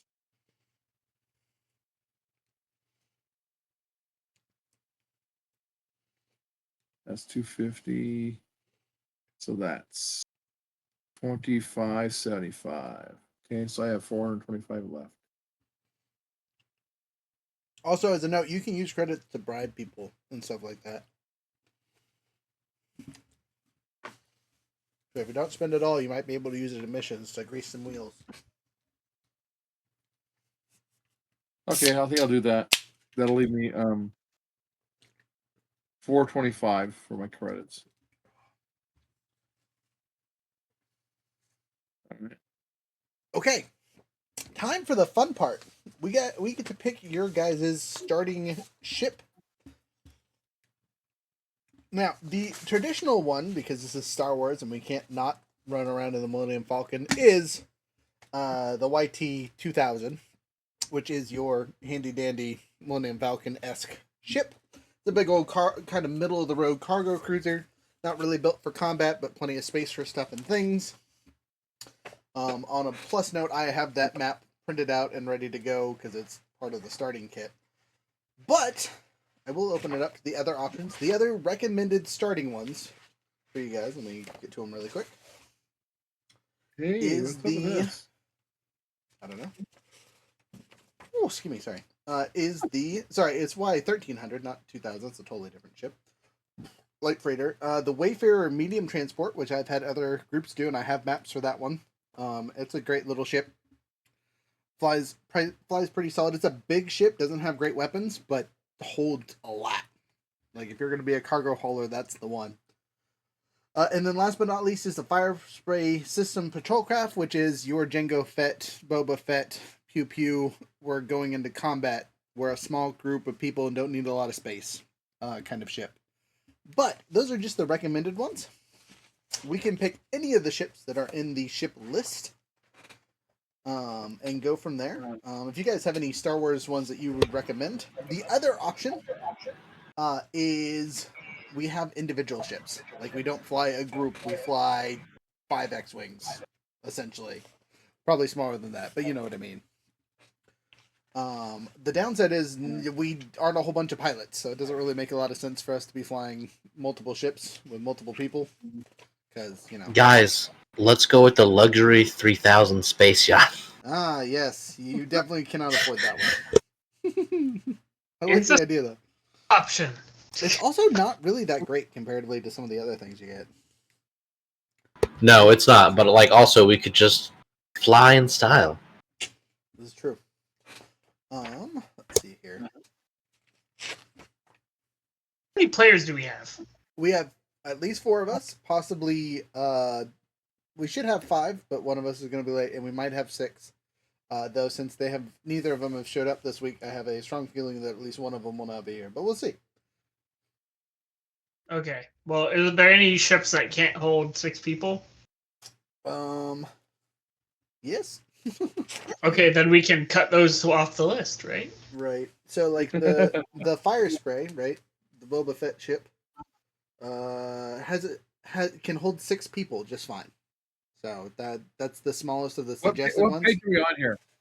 So ships start on 254.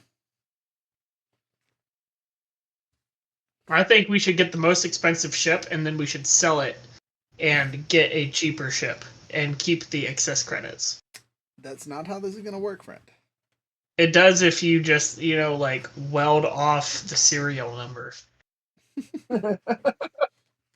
I mean, for story reasons though, In-game. we could pick up a Lambda class.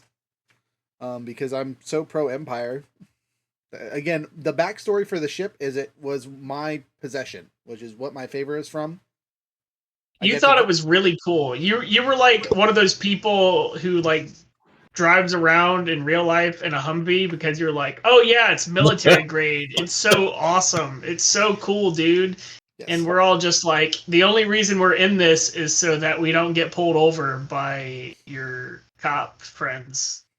Like, Yeah, that totally makes sense. BT dubs. If that is the route you want to go. Other ships that would make total sense would be the YT 2400 light fighter. This that's too big. Gotta find some other ones here. Those are capital ships. You cannot have a capital ship. I'm sorry. but it was left over. Can't have a from the- space yacht. Can't have a capital ship. Bullshit. So the Yeah. Space Master medium transport would have enough people. Yeah, because it can hold. Where's the? I like the idea that you drive an Empire ship, but that's just me personally. I also like that idea, so I'm down for that as well. Okay, well, so there's one other Imperial ship that we could run, which is the GR-75. That is also an Imperial ship. It holds. Sorry, I'm trying to find the number of people it can hold. So ship complement is 1 pilot, 1 co-pilot, 1 engineer, 1 cargo master, and 3 crew mates. So that'll hold enough people, right? Where's this one at? What page you on? It's Rook? almost 261. Okay, I'm 266. Look, Oh, 40s. passenger capacity is 100 or more with pods. That's crazy. That's awesome. That's That's huge. perfect. That sounds like cargo space to me, baby. Cargo Yeah. can be people too. I mean, Yeah, I we mean, could be bringing them on the Underground Railroad or into slavery. Okay, well, probably not slavery, Mr. Human Rights or non-human for rights human- activist. Human rights, thank you very much. The humans need to pay reparations so as with a- life as of a note, indentured it doesn't have any servitude. weapons. That's the downside to that one.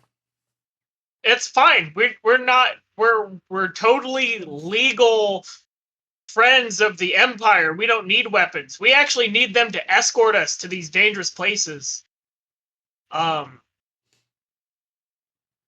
Yeah. Well, what was the name of that one again, Rook? The GR-75 medium transport. Probably not what we want, to be honest.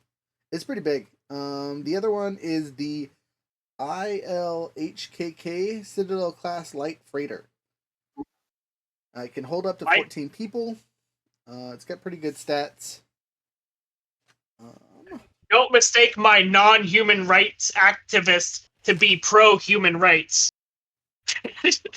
Damn. All right, noted. He's just mad over here. He's angry. Do we even like the Wookiee? I mean, we could just like Do we airlock really them. Okay, so just as a comparison for price for you guys, the Lambda, right, is a total of 140,000 credits. The LC whatever light freighter is 200,000 credits, and our YT-13, so solo ship, is 100,000 credits. That's crazy that the Millennium Falcon, not specifically, but just the style of ship, is cheaper than a Lambda. Why? It has 100 space pods, right? No, that's the GR-75, and that one's probably like $500,000. Let me look at the price on that one. No, that one's actually only 1,008. The ILKK is armed, has heavy armor, and will probably do the job. You say that it's not equipped with weapons, but what if you filled space pods with bombs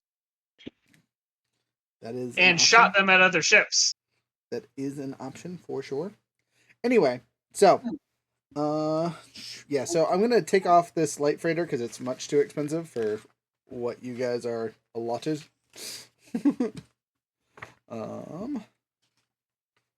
was the one with all the bombs rooms, right? That was the one that was super decked out. Yeah, it's an upgrade for later.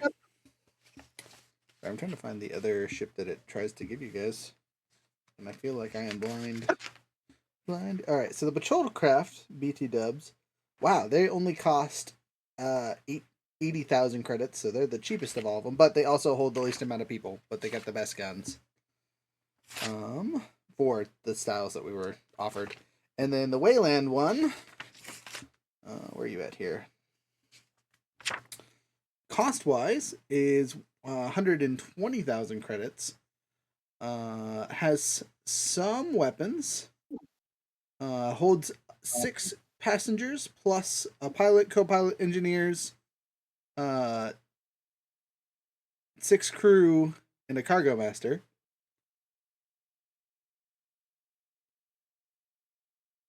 So that's pretty good too. Anyway, I'm gonna kind of wrap it up. What do you guys thought? And then the other option is we go on the wiki and find a cool freighter that isn't listed in these ships, because there's more if I go to the other books. I'm actually okay with the Lambda class. Especially I like that neat little touch. Might help us game wise. Might help us get past some Imperials as well. Yeah, they're never gonna suspect the bad guys to be running around without guns. The Lambda has guns, my guy. The Lambda has guns for days. Just as a note. Where's the lander? I'm not even seeing the lander. What the heck are we doing here? Lambda is on page 260, if I remember correctly. Ugh. It's the Imperial shuttle. Oh, what about the YT 2400? That's a valid choice as well. The Star Galleon, armed transport. I'm okay with either, in all honesty. Was I the only one who wanted the one with all of the freight pods? Yes, it's also way too expensive for you, so you can't have it. Damn it. I said that. Yeah, Lambda is on page 256. Lambda Class T for a long-range shuttle.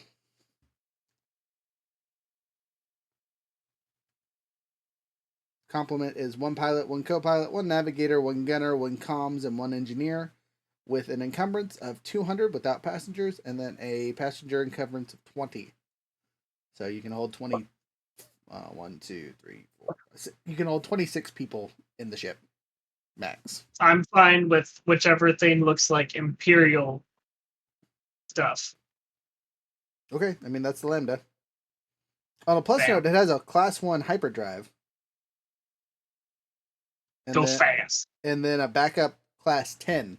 So, like, it'll get us places in hours instead of days. But the sensor range is short on it. Yes. Yeah. 140,000 credits. Yes. Yeah, where does this money come from? Again, the storyline wise, this is my ship. Since I've chose the pilot route, this is what our favor is. Whoever was able to de-smuggle this from someone for me so I could keep all my shit, this is it.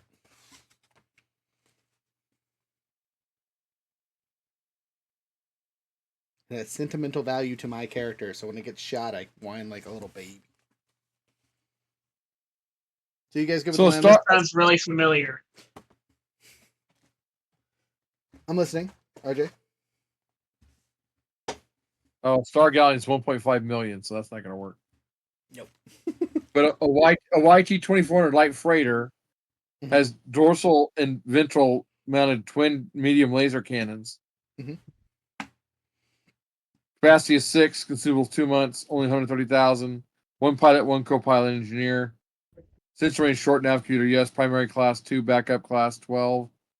Range freighter YT 2400. Sounds pretty similar to the. It's a good ship. Any of the YTs are solid ships by themselves. It's just a smaller cruise ship.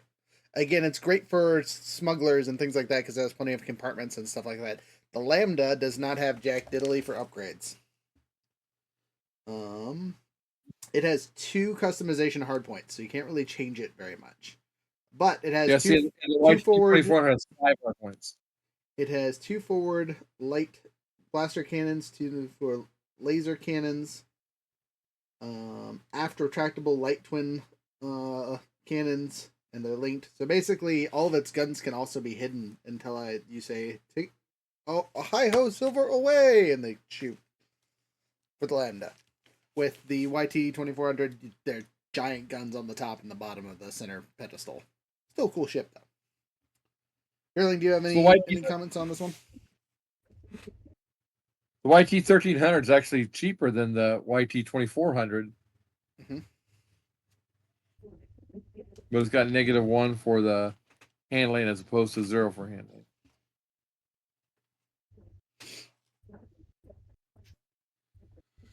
Yes, the 2400 has a tad bit better stats. But they're pretty comparable. They're super close other than that. Yeah.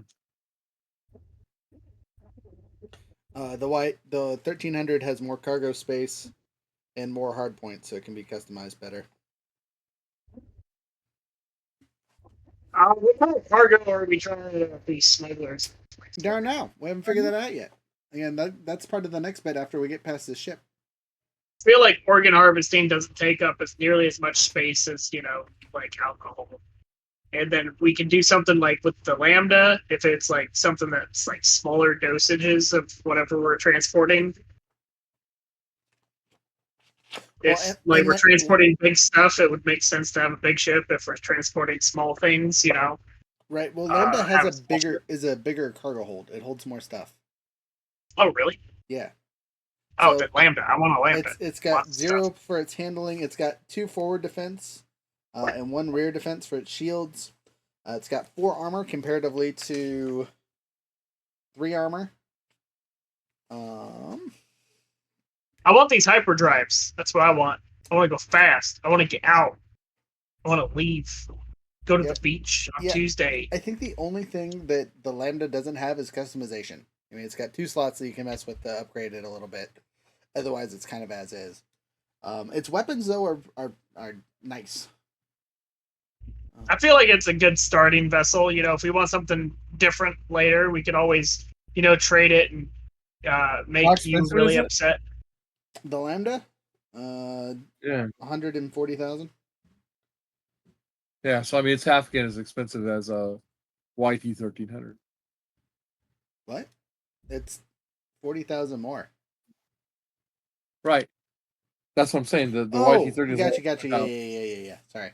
The only downside is it's a restricted quality rarity because it's an Imperial-based ship. But, again, we would write that off for and because of the favor background motivation bits for my character. If that is what you want. If you guys don't want that and want to run something else, cool beans. Again, I feel like the Lambda would be cool, but we're not going to mess with it too much.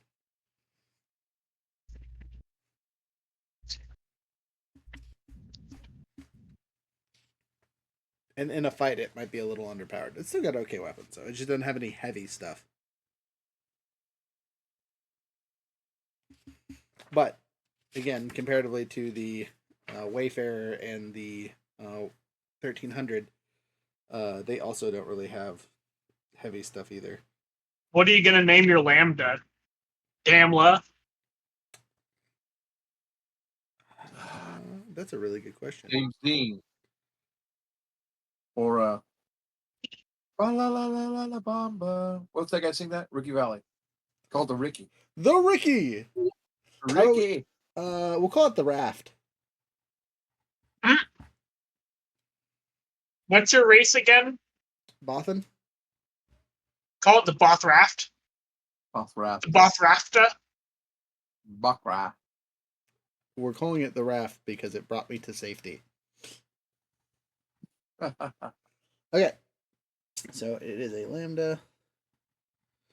I will keep the notes on the ship. If you guys pick up your own ships or we decide someone else needs to be the pilot, they will be in charge of the sheet that does the ship math. In our Google's doc, I will try to update stuff on my end to get it filled in. But again, if we pick up other ships, maybe we do that. Because again, we might pick up ships as what we get for our rewards and things. Or we might steal them or silly things like that. Yeah, steal them. Okay. Acquire from unworthy sources, is what I'm going to say. Right, exactly. 4, 3. You have to give up your ship for non-human rights activist activities. You can give up your ship, or I will stuff it up your booty. Wow, that's inappropriate. Give up your ship or you hate all Wookiees and Ewoks.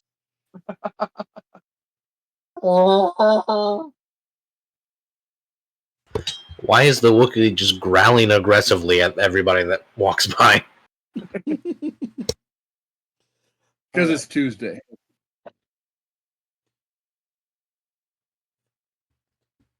Crew.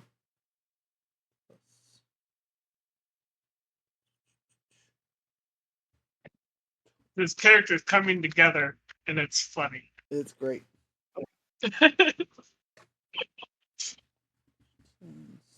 short. All right, one second. I'm writing down the weapons.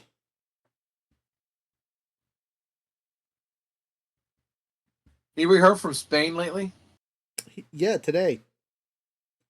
4, 4. You never shut up. Right. I don't know, man. He doesn't talk to me on LinkedIn at all.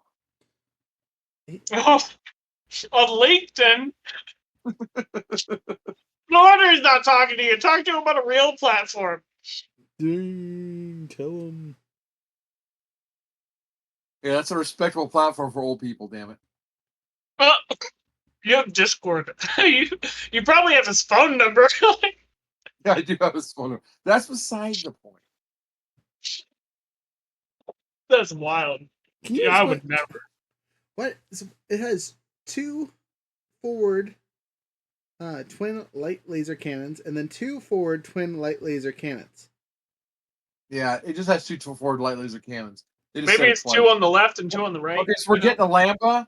We're Yeah. doing the Raphael Lamba.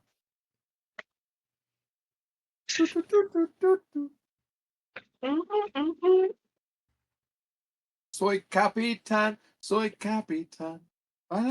Speaking of ships, that ship the ship you were showing at the beginning Mhm. looked incredible. I made At it's for RJ. you. Yeah, I know, That's but yours. it looks epic. It's come a long way. Yeah. I need to outline the bear. I'm trying to figure out what I want to outline the bear and then I'm gonna ship it to you. It's done. It's ready. I've got to finish the bear part.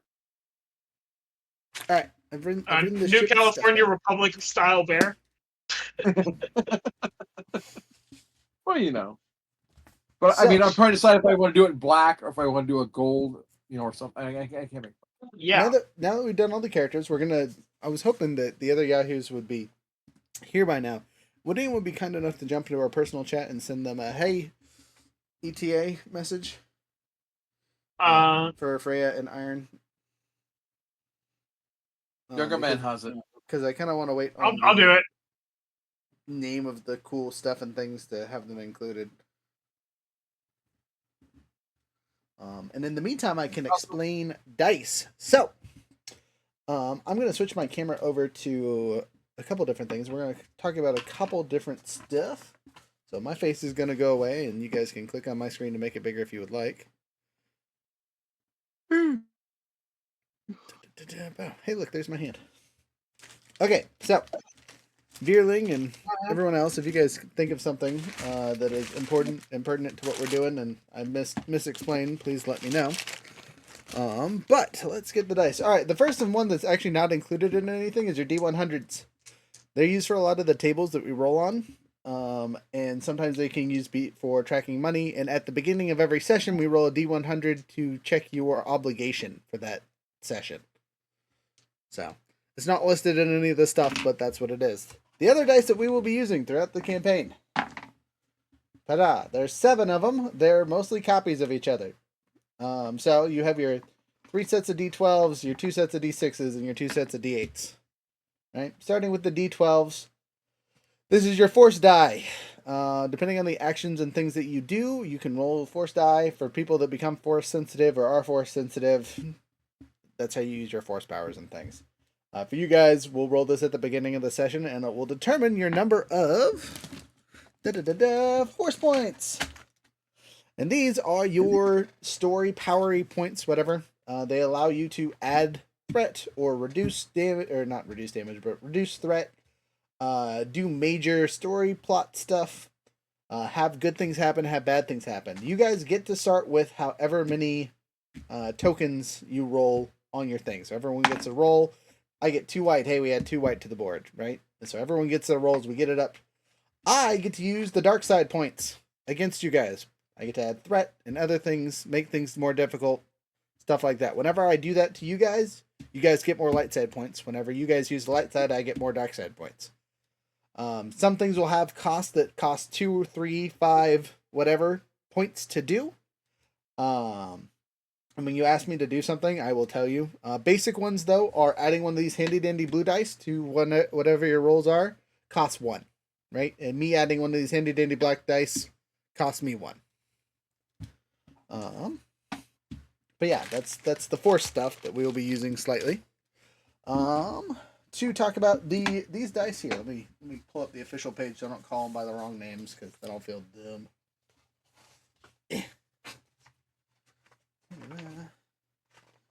It's at the very beginning. Speaking of the very beginning, there is a conversion chart for those of you that don't have it on page 12 of most of the books. It tells you exactly what you are rolling on what dice and all that fun stuff. And for those other people that don't necessarily want to buy dice specifically, there is a super simple to use app. Ta-da! There it is. That is what I'm using because I do not own any of these strange looking contraptions. Yes, and it's much faster than trying to do the internal math of which one did I roll again. But just as a note. So Later. the dice types, right? So the positive ones are this one, and this one. Wow, the positive looking colors, right? Starting off is your boost dice, right? So this is the equivalent of gaining advantage. You get that for being in appropriate circumstances. Certain powers, when they have the little white square, means it's giving you a boost die. Things like that, right? When you're reading your text, if it has a little white box next to it, it means add a boost. And I'll explain the symbols in a second, but let's get through the dice types first. Next up is your ability dice. Again, this is your base level. You understand a thing. If you're doing an untrained skill, it's just whatever skill it is tied to in this many dice, right? If you go to one of your class skills or ones that you're trained in, let's say you're going to younger's character, specifically with your brawl, right? You start with the higher of those 2 numbers. You have 2 in one and 3 in the other, right?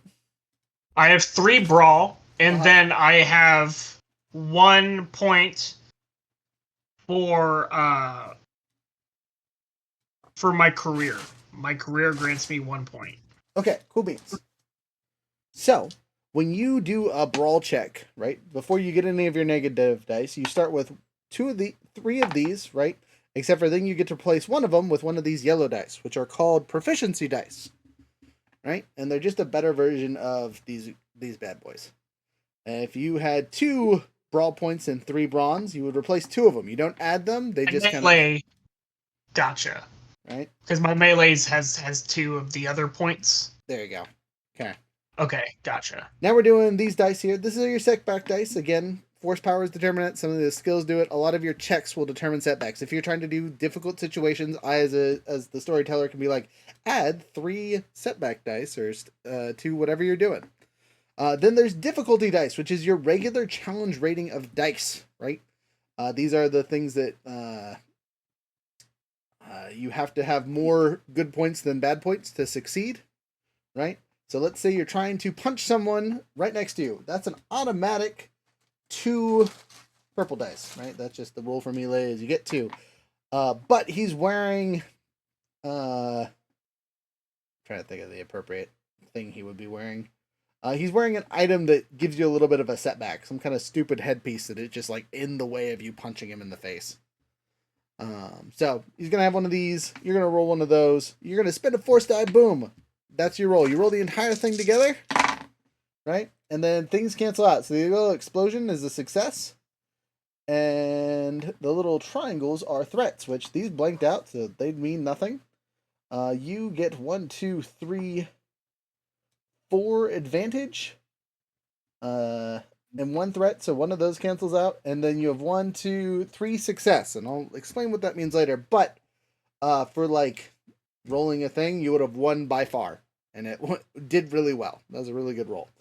This dice here, by the way, is a challenge dice. You won't see this very often, but they are semi frequent. But it's the equivalent of upgrading your challenge dice or difficulty dice in some reason, right? Again, some abilities do this. Certain characters that you fight will make you roll with that, all that fun stuff. But little explosions, these things right here, right? Those are called successes. You need that to win, right? They help you get stuff more. I know that's not very effective, but that's what you need to get successes. These other ones are good, but they don't matter as much. They are more like the flavor of how well things happen. They're called an advantage. They indicate opportunity for positive consequences or side effects. Certain weapons require advantage to activate special abilities and skills and things, right? It might cost 3 advantage to knock someone out automatically with one of your skills. Players can use your advantage in a variety of ways, as known as taking the advantage. If skill generates 1 or more advantage net, whatever symbols, players can spend that advantage to apply 1 or more special side effects. This could include triggering a critical hit, activating a weapon special ability, recovering strain, or even performing additional maneuvers. So with these, right, this is where the criticals come in, right? Because you still need to succeed, but we got 3 criticals. If you were using your staffy thing, you would have activated your crit, or could activate your crit with the 3 critical dice. And then last but not least is only on our yellow dice are called our triumphs, right? There's only 1 of these dice in all of them, right?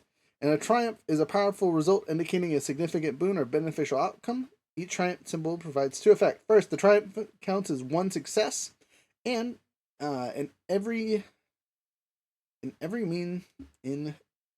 means previously defined as a success. That's weird. This means that the success portion of a triumph symbol could potentially be canceled by a regular failure dice. Oh, gotcha, right. So it still counts as the cool thing with the triumph, but it can get canceled out by a failure, which we'll get to in a bit.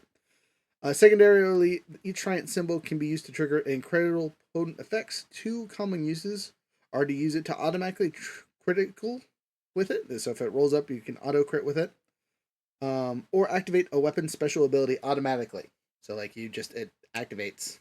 You don't have to spend 6 advantage to activate them and whatnot, right? That's what that does. Then on the negative side of things, we have threats, which are little triangle things, if I can find them. Little triangle things, right? That's a failure. That completely cancels out a success. These are the opposites of each other, right? If you get failures, you fail your roll, right? If you have more failures than you have successes, you lose. Next up is your threat, which is the opposite of our handy dandy advantage. And they cancel each other out. And if you get too many of those, but the enemies can essentially do the same thing to you with criticals and whatnot.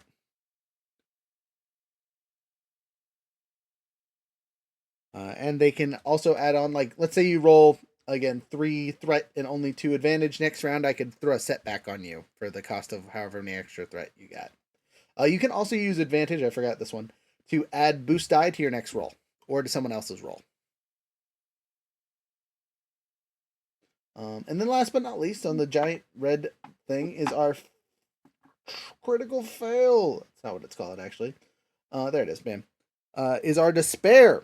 So it's a powerful result indicating significant bane or detrimental outcome. Each despair counts for 2 things. 1, it counts as a failure to cancel out stuff. It automatically cancels out a triumph. So if there's a triumph to cancel out, it automatically cancels out that one.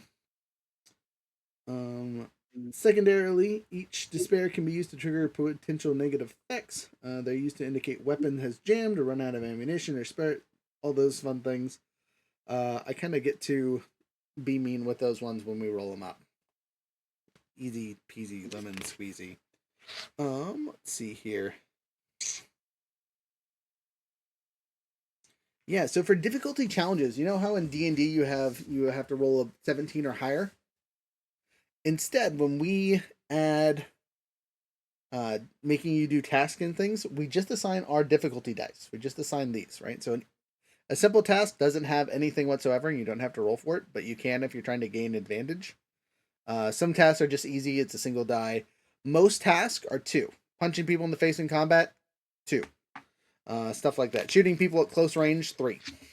When you're, they're right next to you. Let's see. Do you guys have any questions about the dice? Did I explain that well enough?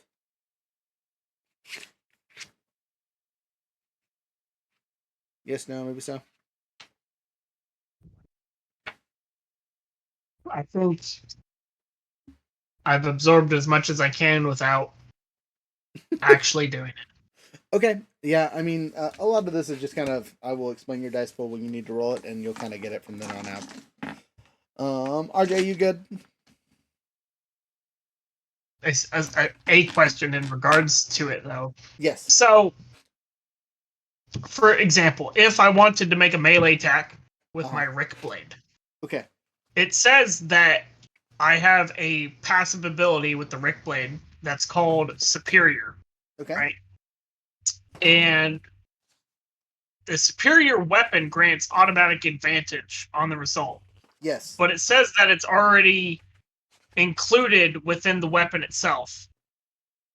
Right? Within the Rick Blade itself. And so I want to know, is that replicated by the plus sign next to, like, the damage die? Or is that, like, something else? Like, how do I... Because I'm looking at the wiki, so it says it's already included when I look at the thing. When I look at just the Rick Blade, it says it's already included, but I don't know where it's included because I didn't hear anything about it in advantage to something until then. And what does advantage look like if I was to do it in combat with this blade? So it just auto generates one advantage automatically when your dice roll. You don't have to roll it or anything. It's just there. Okay, so my question is what is the advantage? The dice result, the advantage thing, this little thing right here. Sorry, that's okay. So it's just automatic. So it's just automatic one. Yep. Oh, so no matter what, it can't get below 1. No, it automatically adds 1 because you can get the threats, right, and eliminate the advantage. Or the harms, I should say. Oh. Sorry. Okay. Interesting. I'll just need help with that whenever I. Yeah. Literally, it just adds an advantage to whatever your roll was after you roll. Gotcha. All right. Let's see here. Did anyone get a response from the Yahoos in the chat? I messaged them, and they have not responded. Okie dokie. Let me see here. They hate us. It's fine. That's okay. That just means I'll have to beg them later. I am looking for specifically It's so much pain. stuff and things. Where is the crits? It's additional combat modifiers should be in 110 or 210.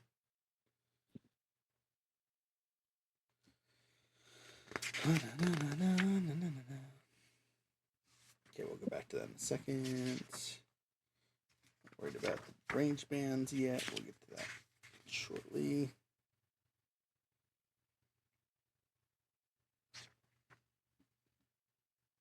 Oh wow! I'm glad I got such strong brawn. Otherwise, I couldn't wield my weapon.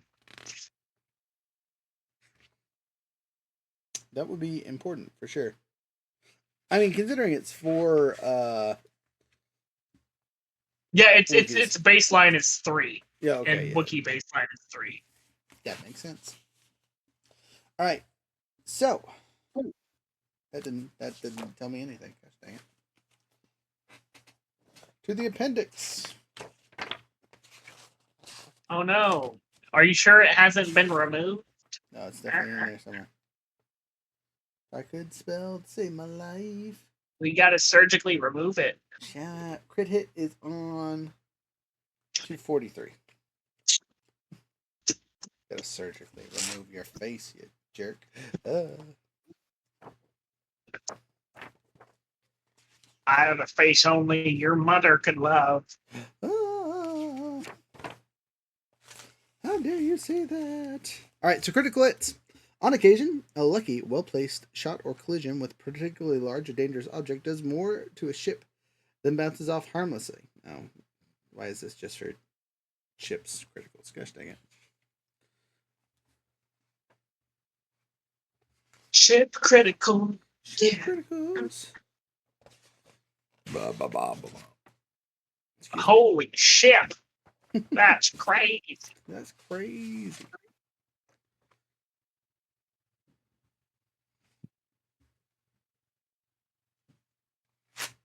Okay, I gotta find the people criticals. My apologies. And the ship criticals.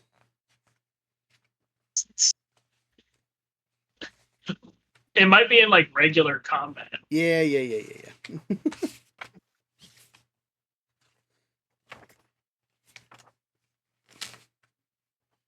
Okay, here we go. Critical injuries. Because it's not under criticals, it's under critical injuries. Whatever. On page 216 and 217 is the chart for it. Anyway, each character. How do you? A critical injury is often the result of a critical hit from an attack during combat. The characters can also suffer them from exceeding their wound threshold through other means. Each time a character suffers a critical injury, players roll a 1d100 on the injury table to determine the result. No. That was not helpful.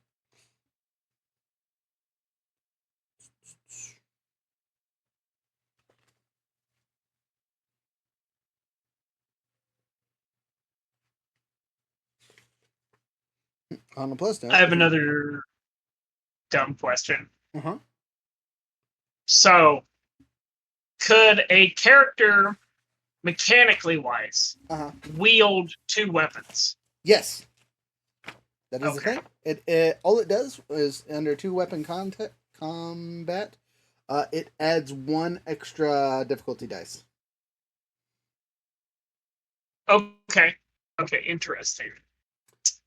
And what that does, the player compares the skills that we use to make an attack with each weapon, compares the characteristics that would use to make the attack with each weapon.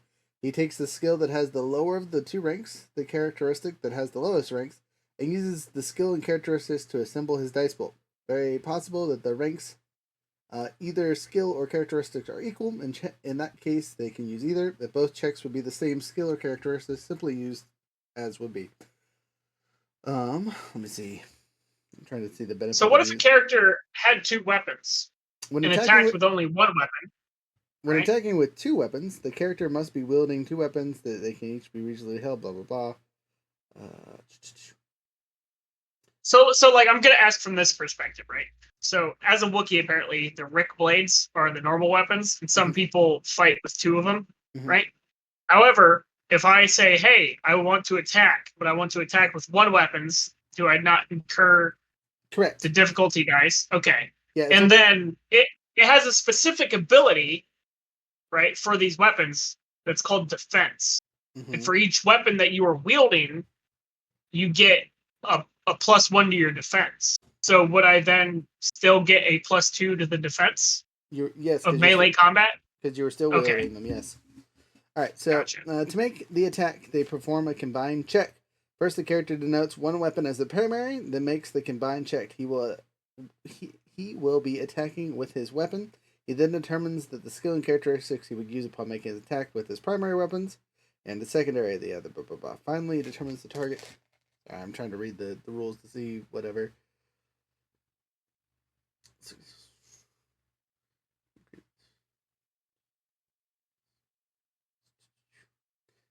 Alright, if you succeed on a hit with doing all the craziness with the 2-weapon combat, right? You can spend 2 advantage or 1 triumph to hit with his secondary weapon as well. If both weapons hit, they may spend additional advantage or triumph to activate qualities from either weapon. Each hit deals its base damage +1 per uncancelled success. So, basically, if you do a 2-weapon attack, you add an extra threat die or upgrade threat die if you get a high enough threat. And then if you hit, you do your regular damage on your primary weapon, and then you can spend successes or triumphs to hit with the second one. And once you do that, then you can then activate abilities from the weapons.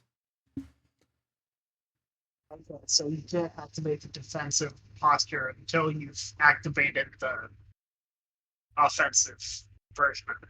Yes, if Gotcha. you're working with 2 weapons, yeah. If you're just Gotcha, using gotcha. one, it costs whatever the cost is to activate that ability. Oh, I didn't even realize these things cost anything. Some do, some don't. Oh, gotcha. Boost dice and stuff. Difficulty dice. Okay. Advantages. Okay, cool. That was my question. Okay. Sorry, I know that's semi-confusing. I apologize. I don't have 2 Yeah, weapons and yet, so it's fine. just as a note, so crits don't do extra damage. They just let you roll on the crit chart, right? And once you take critical damage, that's your starting point from any point thereafter. So if you roll a 37 the first time, and then the next time you roll a 70, you jump all the way up to 100 instead of 70 something on the second one. And if you get hit with a third critical, if you make it over 150, you just die. There's no coming back. There's no bleeding out slowly. You're just dead. Wild. Okay, Yes. I'm gonna die. Yeah. Again, this is a game where if I you ain't get got no shot, pants. when you get shot, you can die. This blasters hurt. It's survivable. Blasters aren't real. Bullets aren't real. Okay, so let's talk about band range, which is something you guys will deal with somewhat infrequently. As far as they can hear the rock music in the galaxy, Yeah. approximately 37 million kilometers away. Okay, so here's some silly tokens. We're gonna say these ones here are good guys and these ones here are bad guys. I'm gonna put them at various ranges, right? Here we'll even throw big bad scary monster on the board. It makes me the most upset that they aren't in the squares. Well, that's the thing. With this system, squares won't be important. We might play with maps with hexes or grids on them, but they don't matter. I remember, yes, you used the weird measuring tape thing. The weird measuring tape thing. What? Gross. What Yeah, are I you- remember you used to have a map, like a mat, a space mat. You used to throw it all on and measure it out with the cardboard stick or whatever. I think that's a different game. I could be wrong. It was definitely with spaceships. You're thinking the miniature game there, friend. Maybe. I think we used those spaceships in when we were flying around on our game because we had Yes. all the different ships. All right. Sorry, trying to find the things here. Okay, about range bands. All right, so the 5 range bands are engaged, which would literally be you are fighting this person. You guys are touching, fighting, right? Then there's short range, which is several meters away. So you can talk comfortably without raising your voice, move to another spot within short range. Usually is easy to do, and generally only requires one maneuver. So both of these two characters here are in short range for this guy and this guy, right? They're engaged, and they're in short range. He's in short range of both of those. After that is medium range, can be several dozen meters away. That's like here to there, barely. But he's still in short range. He is in medium range. Super close, not really that different, right? And then long range is anything further than a few dozen meters. So this guy is at the edge of long range, right? He's a good shot away. If we're using 5 foot squares, 5, 10, 15, 20, 25, 30, 35, 40, 45, 50 feet away, that's a long range pew pew. Right? But anything under the 50 meter mark, so 40-ish feet, medium range. Um, 50 meters definitely short range. 300 meters plus is debatable on being long range. that falls under the extreme range, sir. That falls under basic military training. Look, I understand. What I'm saying for this system, it counts as an extreme range. So long range blaster rifles, mounted weapons, and other weapons that use the gunnery skill will reliably reach far range without too much trouble. Two people in long range of each other need to yell loudly to hear each other. Moving from medium to long requires 2 maneuvers, as it is more time consuming than moving in between medium and short. This means that in most cases a character could not close the distance between short and long range in a single round, as it would take 3 maneuvers, and usually you only have 1 or 2. And then extreme range is anything beyond long range. Super high-tech sniper weapons can sometimes shoot at things at extreme range, but you're talking something that's half a mile, quarter mile, stuff like that. Definitely the Wookiee crossbow hits that mark. And then after that is the planetary ranges. Ah! Let me get to that one, because that's so much fun. I'm gonna shoot you from I'm gonna shoot your anus That would from Earth. That'd be a lot. So Planet. planetary range, like close range, right? They don't have it engaged in space because that would be dangerous. But close range is everything within the planetary scale, right? That is slightly farther than extreme range on the personal level, right? So if you're at extreme range in a ship, it's close range. Wow. Okay. Basically, everything on the planet becomes close range, right? Short range in a planetary scale is anything up to roughly several dozen kilometers. Away. Kilometers. Thank you. On the surface of a planet that's far enough that a vehicle no longer needs to engage with each other in line-to-line sight weaponry, though some artillery weapons can still shoot that far with indirect fire. So, in space, short range is just out of dogfighting range and beyond the range of most starfighter patrol boats, weapons, yada yada yada. Medium range on the surface of a planet within a planet's atmosphere is within roughly 50 kilometers. I'm going to say it like that because I can't say it the other way. Long enough that only the most powerful artillery can hit. In space, somewhat of a long distance, up to a few hundred kilometers. It's far beyond the reach of most starfighter weapons, but the ideal range of most of the big guns mounted on capital ships. Thus, most capital ship engagements happen at medium range, with starfighters dogfighting in between them. Then we have long range and extreme range.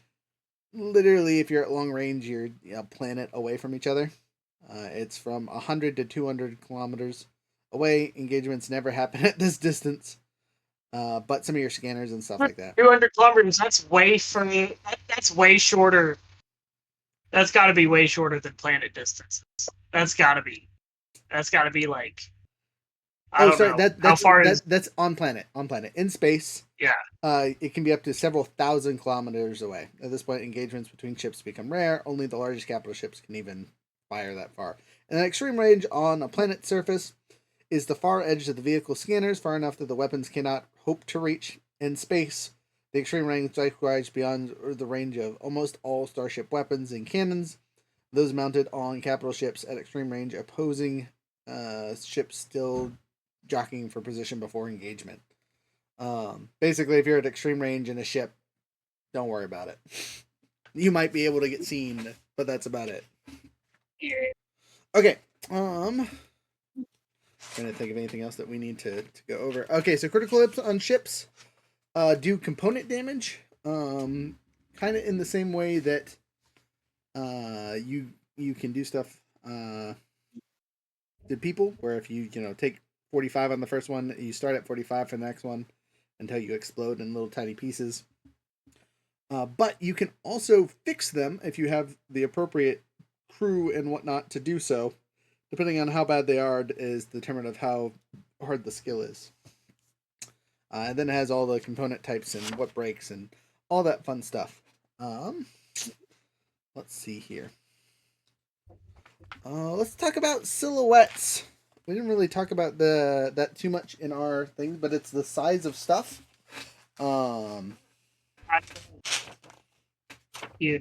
Most creatures are 0 or 1, right? For humanoid-esque size things. Size 0 stuff is like equipment and guns and that kind of thing. And then size 2 is like speeders and air bikes and, good size equipment. Size 3 things are your starships for the most part. Most starships are size 3 and so on and so forth. Size 4 are your big ships, right? Like your actual starfighters, things that take up an entire hangar bay, that kind of thing. The Lambda is a silhouette 4. Size 5 is my ego. Yeah, right. Size 5 is those yacht that we keep talking about, those big giant freighters and things. And then silhouette 6 is your capital ships. There's nothing bigger than size 6 unless you're on the Death Star, and then I think that's like a 10 or something silly. You guys do not want to go to the Death Star. Do not go to the Death Star. It's not built yet. Leave it alone. That's why we're going. But yeah, We want to. capital ships are size 5 and 6. Is that good enough explanations for the range bands, the people, the skills, the dice? You wanna know a real life fact about ranges? Always. Mars on average is 225 million kilometers away. Extreme range for sure.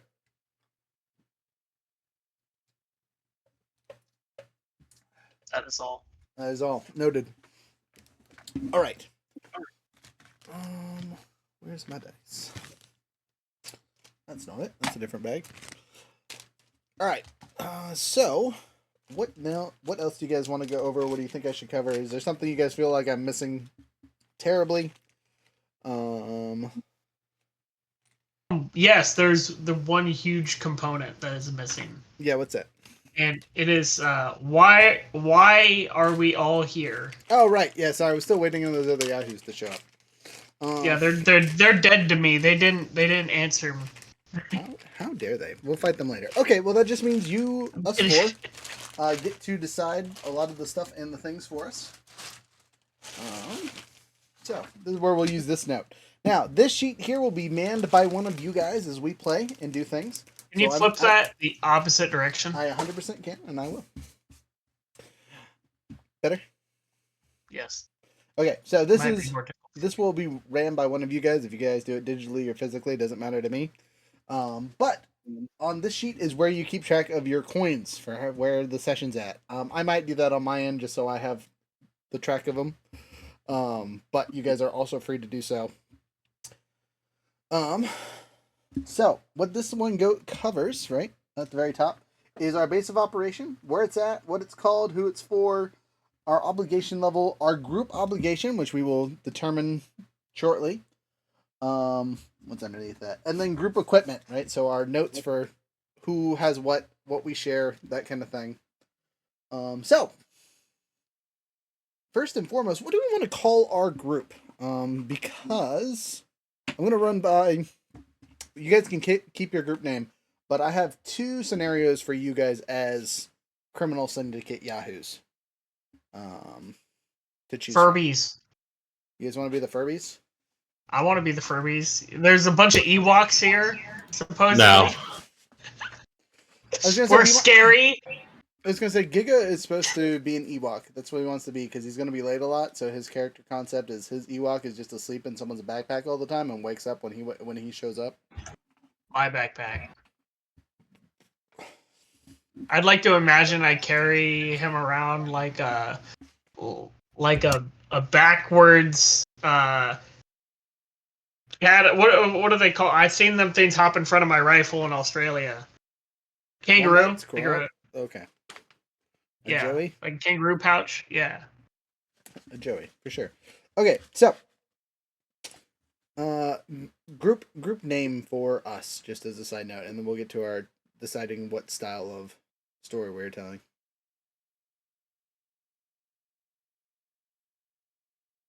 So what is our smuggling? Are we smuggling people? Are we smuggling goods? Are we smuggling organs? Are we smuggling drugs? Are we? So with I feel like that would have a good impact on what we are doing. as On our name. as a group, right? We have a Bothan, 2 humans, and a Wookiee, and an Ewok, and maybe something else. And from a character composition thing, we have 2 pew pews and a very good pew pew and a pilot. So we can take on any job is kind of the thing. It's really what we feel comfortable picking up with at what time. We don't really have any thieves at this point. So brute force is going to be our mantra for a while, I think. Till we gain some finesse in what we do. Right.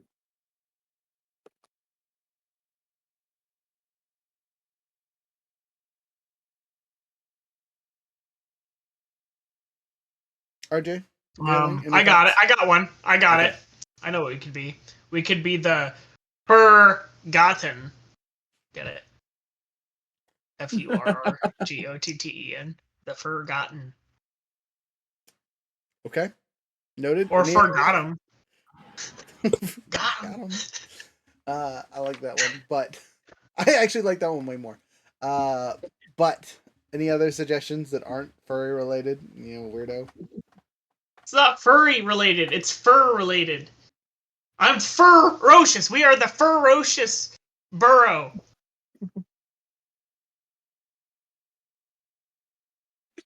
Birdom fighters. Yeah, we are the ferocious Ferdum fighters. For fuck's sakes, no. Stop.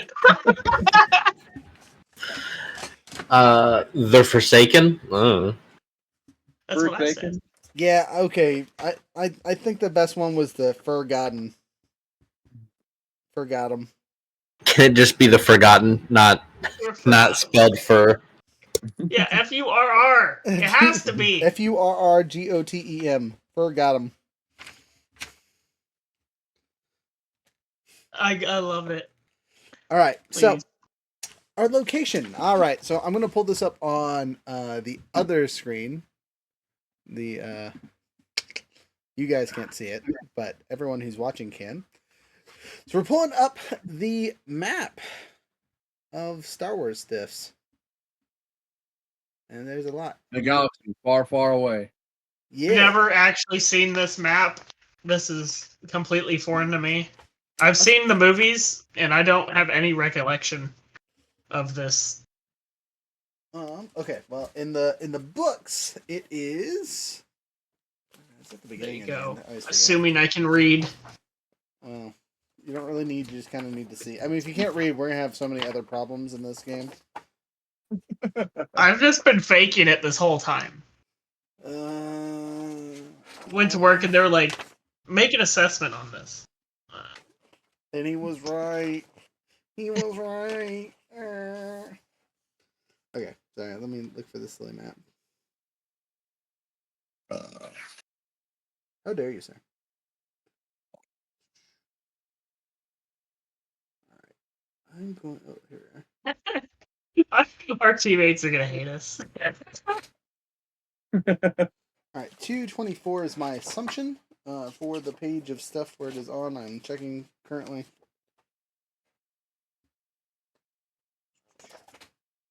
Get this right, I'm gonna be psyched. When it's just us I was playing, close. we can be known as the Ferocious Four. All right, Yeah, I'll see 27 maps is now. what it looks like. What time? What page, Raj? 327. I'm gonna put this down here for you guys so you can see it. Oh my god! My map's a little different because it's actually sideways. like it's Can we start whatever the furthest to the bottom right is?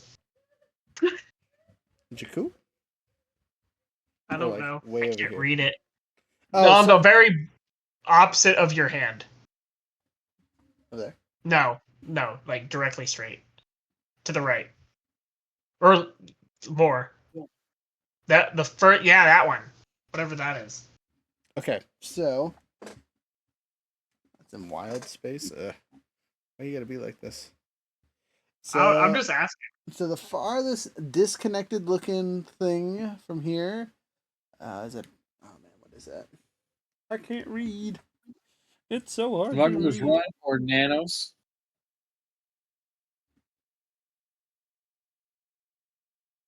It's funny. It's actually different on here than it is on the computer one. Why is it like this? All right, you said down here. Let me just read it on this map so I know what you're talking about. All right, so you guys were looking at the Red Nebula. Is the farthest one in the corner? I would probably say no. Just because that's Okay. like, why? Why would you do that? Because we're illegals. I mean, anything in the outer rim, which is like here over, is good to start. I mean, like I don't know anything about the universe. Here we go. so- Red Nebula is right there. So the closest, like, major thing that you guys probably know about would be like Bespin and Hoth or Polis Massa. For those of you that played Star Wars games and whatnot. Well, where's your Both people from? Bothans are from. Yeah, where That's a really good question. like if you were to point on the map, like where would that be? They're in the core. That's disgusting. No. Gross. Yeah. Does Verlaine have an idea? Or pre-France?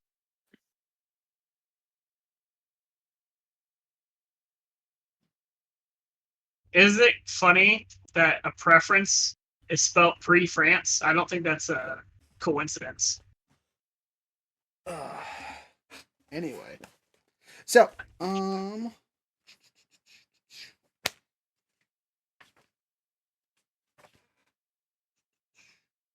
Nobody has a preference in France. you get no. Okay, sorry, I'm trying to find the appropriate space here.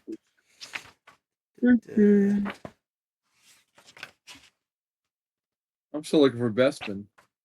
It's right next to Hoth. Oh, that was That's Teth. Where's Hoth? Where's the ice planet? That's Hoth. Oh, cool. We just said the same thing. Yeah, we should definitely be hunting the Yeti things there. That should be what we're doing. That's what you're doing. Okay, maybe that's what you were doing when you got caught by the Empire. I am mistaken it for one of my mates. She just kept growling, officer. I don't understand. Sir, that is a dog.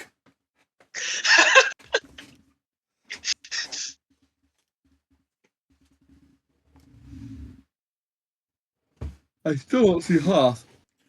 It's literally right next to Bespin. It's right here for those of you watching the thing.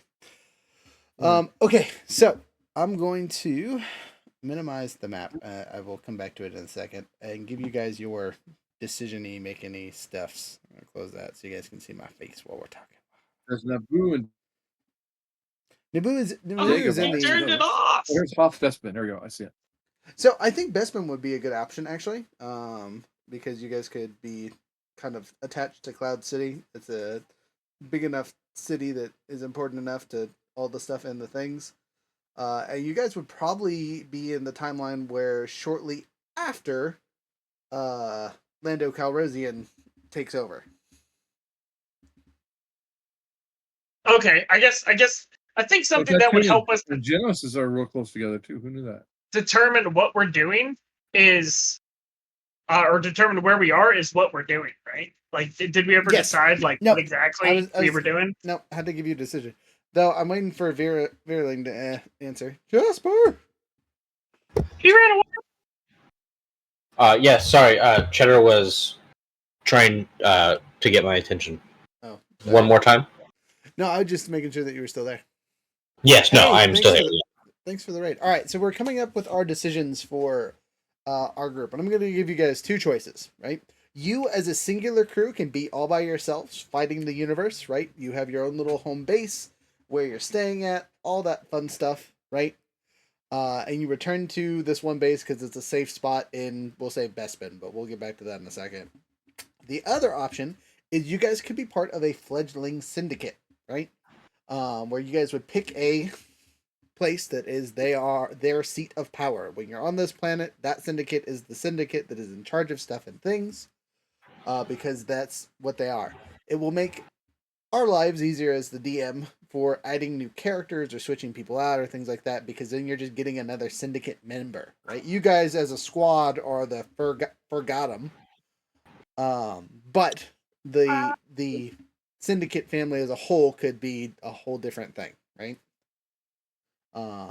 And as you guys do your missions and things, influence will spread, so on and so forth. But then you get to dealing with other syndicates in a positive and negative manner. Whereas if you guys are just a singular crew all by yourself, you're a crew causing havoc. We can work for whoever. Exactly. All the syndicates. We can be working for all of them or none of them. Well, Jasper already technically works for one. It'd be the Circuit Corporation. They're more of a crime syndicate than anything, so we could do crew. That might be easier for him because I can't imagine he would have much wiggle room to sign on with another syndicate. Okay, so what if we made you be a loner? Like this syndicate basically hired you out underneath the corporation. As like a mercenary. Yeah. Your mercenary hire. I mean, yeah, he's a Mandalorian, so that's basically what they do. Welcome to Wagner.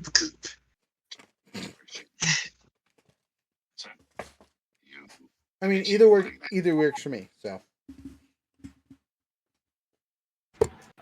Syndicate seems a little easier, just in case people have to rotate in or drop out. Okay. So syndicate. Younger, you good with that, or do you want to be a crew? I mean, to me personally, it doesn't really matter. I think it would be cool to just be a random crew who's like hopscotching between jobs. You know, but that's just me. Okay. I'm not like hell bent on like, no, we gotta be this. You know. Okay. RJ. I just think it would be cool to be like, nah, choose my own job. Well, as a note, you can choose your own job. Us as a crew can work independently, right?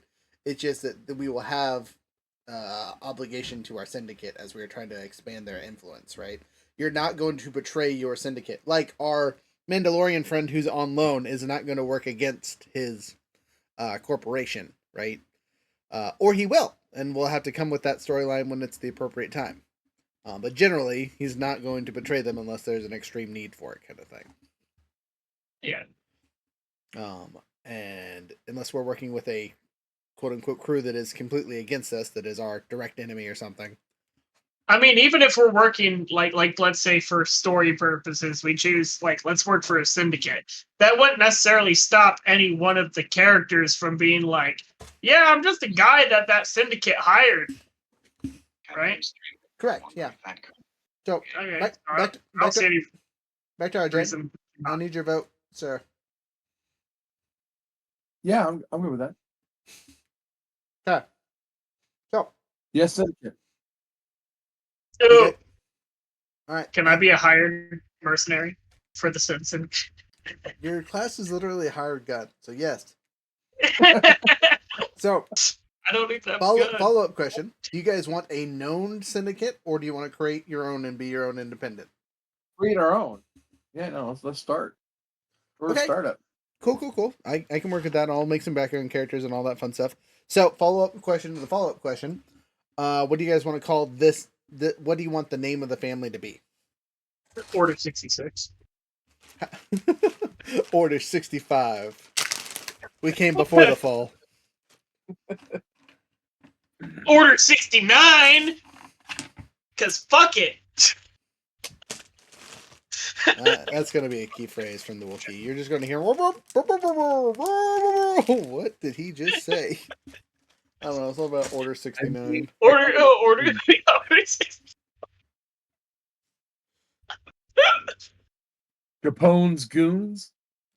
like actual mob? We're from Earth, straight up from Terra. Addicts? Phonetics? All right, so going back to what planet we want to base this on, Beerling, do you have a preference on where we start out with? Because again, where we start is probably going to determine a lot of what we base our stuff around. No, I do not. Okay. I got it. I know what it is. We are the Burgot Syndicate. No. Can we start out by Ryloth, Raj? Yeah, we can start by Rylith. That's a good spot. There's spice and things to steal from. Though the Pike Syndicate and the Black Sun and the Crimson Sun are all going to be major players there. They're not even real. Well, anywhere on a major run, we're going to have major syndicates already in place, right? Mm-hmm.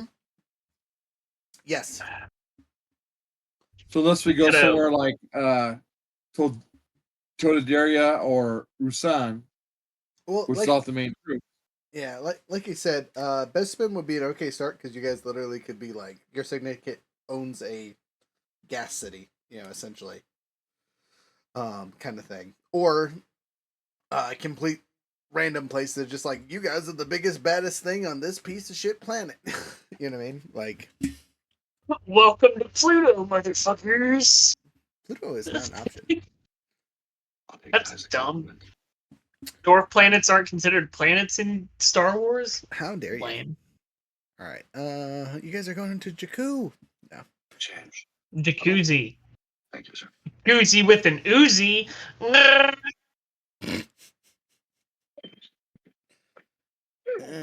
would you say, man? What's wrong with you? I love it. I want an Uzi now. I want an Uzi so I can go. So, I mean, to be fair, Ryloth is a good location. There's plenty of good planets that people know about. The issue is it's definitely should be in hut space. I don't know why it's not in hut space, but it should be in hut space. Actually, no, it's not. But it's next to Tatooine and Geonosis and all that fun stuff is kind of in that area. Would be really... We need some level of Empire people being around, right? So that we can blend in. Then you would probably go to Ord Pardon. Ord Pardon, I believe, has Imperial stuff. Cilia is much closer to the core worlds. Still in the Outer Ring, barely. Actually, what's cool about this Orda place? What's cool about that? Is it like a desert? Is it like Ord Pardon? Jungle? Let me look it up really quick.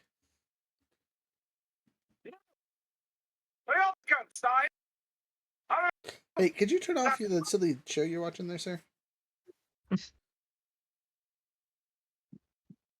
Thank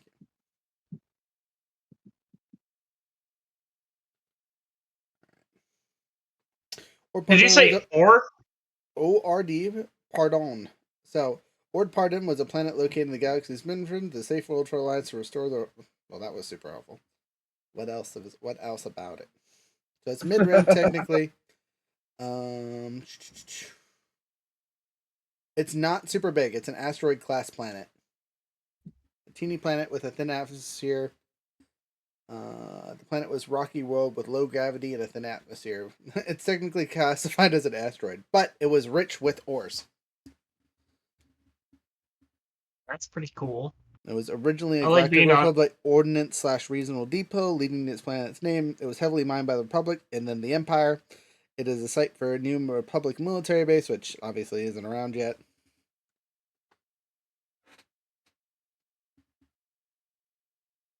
It's actually, wow, that's really funny. It's actually in a lot of the video games. And books. Wow. People go to this place all the time. There's barely any info about it. Right. Lots of culture. Lots of culture, no actual stuff. Okay, cool. I think that would be a good spot because it's mid-rim, so it's right out next to the outer rim, technically. You guys can get places relatively quickly because it's not super far from a thing. It makes sense for a syndicate to try to start there because of all the ore mining stuff. The Empire's already there. All that fun stuff. So, what do you guys think? That a good spot? I think it's great. How many people are in our syndicate? And what kind of syndicate is it? Is it like an oligarchy? Is it like a like an entrepreneur deal? Is it a cult? What are we getting ourselves into? I don't think it's a cult. I would say that your guys' choice for this one, because of the planet you picked, is definitely going to be some kind of trade guild. As they specialize in moving the ore that they've picked up, and moving other things. Because Ord Pardon is kind of a stop and go place. There's a lot of short stop gambling-esque things that you guys have picked up. So I guess that being the question, what do you guys think about being called the Golden Fingers? Nobody likes gold. We need some. If we're gonna do an ore, we gotta do some cool space shit. Okay, cool space shit ore. Gotcha. The Kyber Fingers.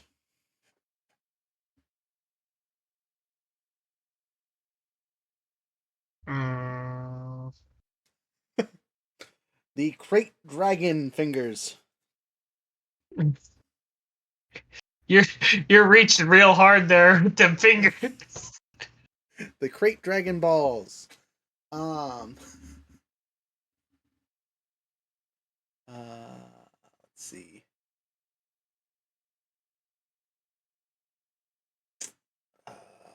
The Ordnance. That's kind of a cool name for a syndicate. The Ordnance specializes in heavy weapons and ores. And dropping off shit. Yeah, I like that. The ordnance. The Ordnance Order of Okay. Ore.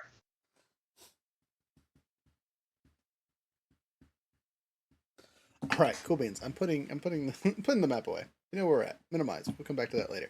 Okay, so we have where we're at, where our starting point, who our guild is, all that fun stuff. I think for this, I think it's safe to say that this was a military structure that was reorganized after the Clone Wars, after the Empire, that formed its own thing, which is where RJ's character came in. So it has a militaristic style ranking system. Are we all privates? Du lieber Gott. You're all privates. Let's roll for it. Let's pull your ranks out. And I'm a private military contractor.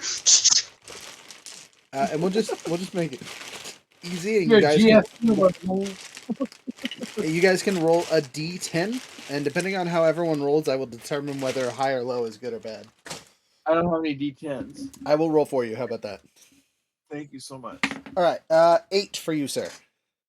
Ocho. I'm a colonel. I got a 4. Oh, you're a major. Major disappointment. Major. 9. 9. Okay. Or a specialist. Or specialist. All right, Younger, what'd you get? He's special. Rick special. 2. I'm a private military contractor. I refuse to listen to any of you. Rank is fake. You're all fake. The only person who can tell me what to do fucking pays me. Okay. So as a note, none of our characters are high ups, but 2 of you are very important. One, because you're from a whole other organization, so you're treated basically like royalty. Your equivalent rank is second in command, right? Because you're an experienced yada yada who's been traveling with another crew. You, for some reason, have the blessing of somebody. Hell yeah. I'm gonna push. You were slightly below that, right? Oh. You're technically going to be in charge of the Furgottoms, because you're actually part of the organization full time. He just technically outranks you because he has interest. We owe something to his syndicate, right? So his special interest silliness overlaps whatever we need, unless it hurts ours directly. I got a 4 and you got a 2. You're one step above a grunt. I'm just some guy that got hired. Exactly. They're like, yeah, we need somebody to guard Port 4. And there's some ugly looking fur guy over there. See if he wants to get paid. Yeah, so I mean, you're not. And I was like, I get to kill things. Yeah. So at this point in your ranking structure for your self-assessment, you identify as part of this crew, but you know that you are at the bottom of the rung. You're not an outsider anymore, but you are, dirty work at this point, which might be why you fight for non-human rights so much, because they just treat you like the bus boy. You're just out here taking the Hey. trash out. I'll take trash out, but I ain't cleaning the shitters. You know, I don't even use those. Though to be fair, my spot isn't that much higher than yours. Like I specialist. Great description of the rank where I'm at. Just doing my thing. Oh look, I'm a PV too. I've been in Right.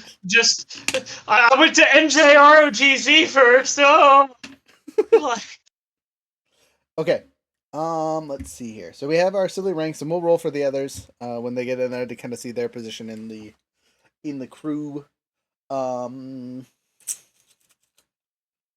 Yeah, that's. Oh, now we get to do the writing up of everyone's stuff and things. right up. Yep. I don't want a ticket, sir. Sir, who all took the extra obligation, and how much did you take? So, what is your obligation level at currently? I took all of it. So you're 20. Okay. 20 as well. 20, and 10. Question. Okay. Yes. The obligation, I thought we spent it. Oh, you owe your obligation, brother. Oh, wait. So you start with 10, and then if you took the extra stuff, you get 10 more. Oh, yeah, I definitely have 20. Okay.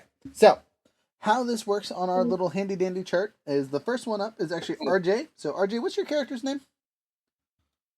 Chesty Puller. Chesty. Got it. All right. Chesty, what? 10 obligation. All right. And since I took 10 extra, so if I had started with 10... then we all have 20. Great. We're all greedy bastards. You guys suck. I don't even have money.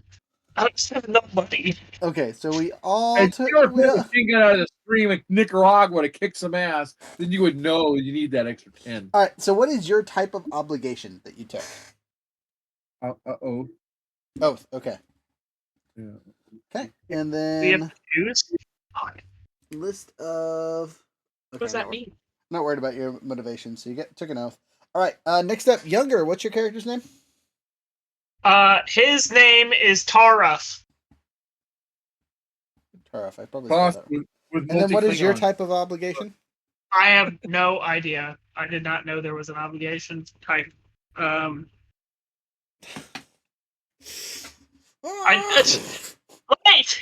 I'm trying to find if I had it, I would have wrote it down, right? Second page of your character sheet. I am a bounty hunter, and I am a thrill seeker. Whatever the fuck this means. So your obligation is thrill seeking. Okay. Really? That's an option. That's not a motivation. Yeah. I think it's an option. I think that's an obligation. Yeah.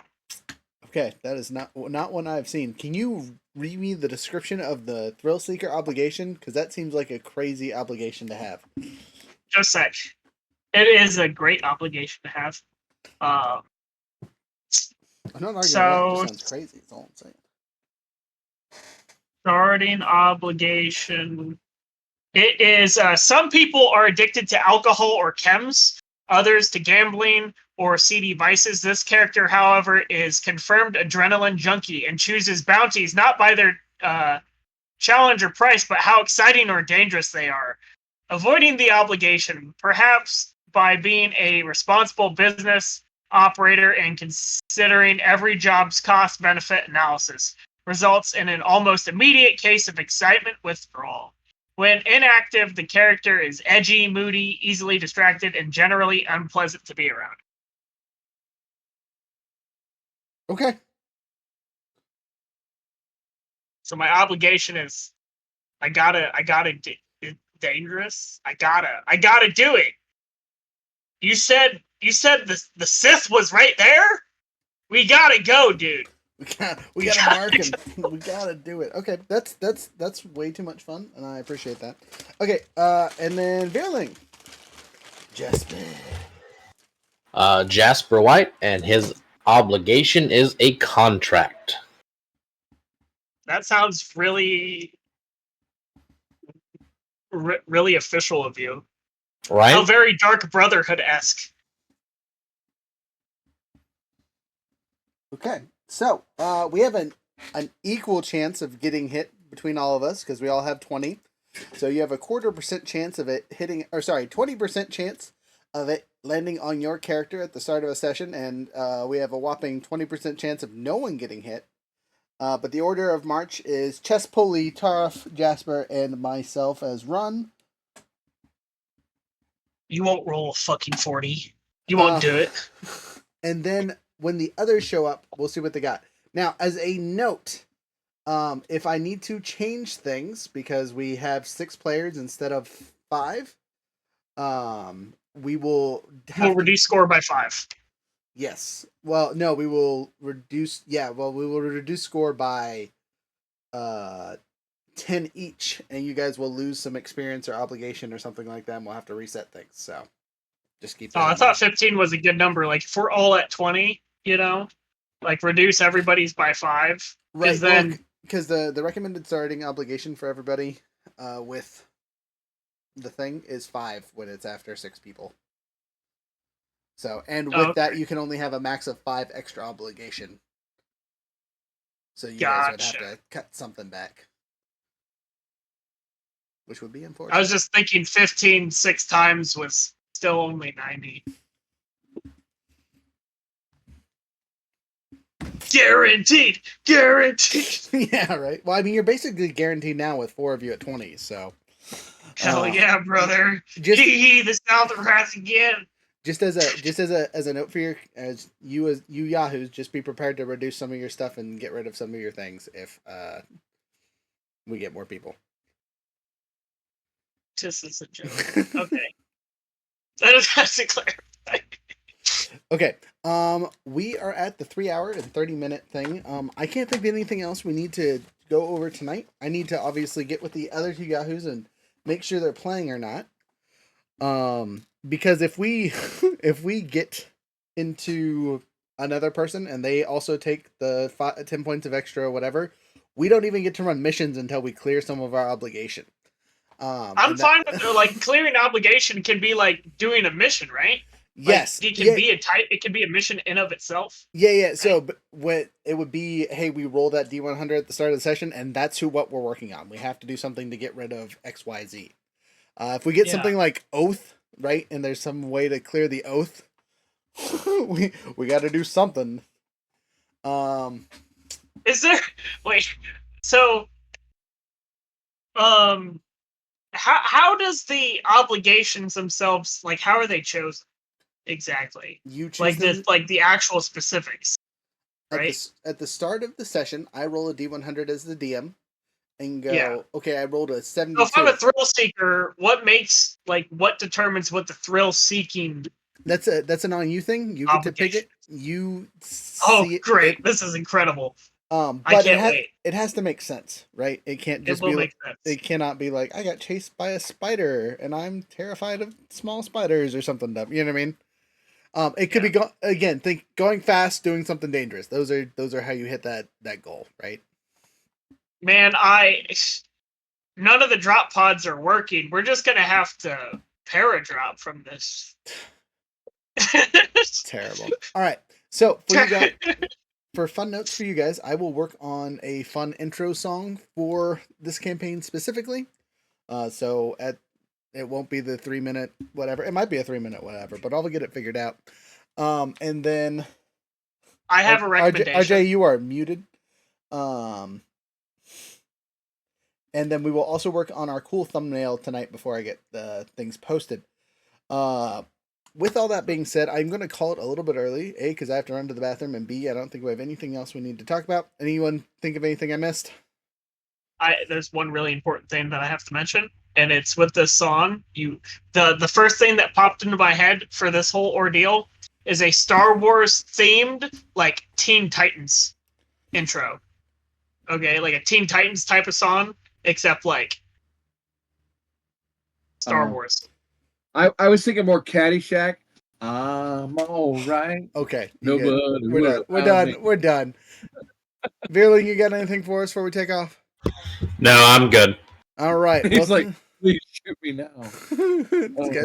these guys are so unprepared. All right. I hope you and the doggos have a wonderful night. For those of you watching, thanks for watching. First actual session will be in 2 weeks, basically, on a Wednesday. We'll keep things posted. If you made it through this entire video, thanks so much. 10% code. We are still in August, so it is still Baby Brain 907. It'll be a new code starting next month. This weekend we have a super important event out in Salcha. If you're up in Alaska, come check us out for one of those 3 days that we're out there.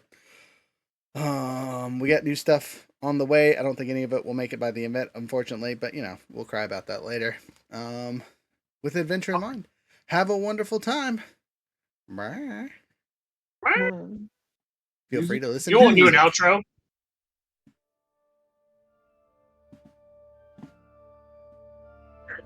This is the fun.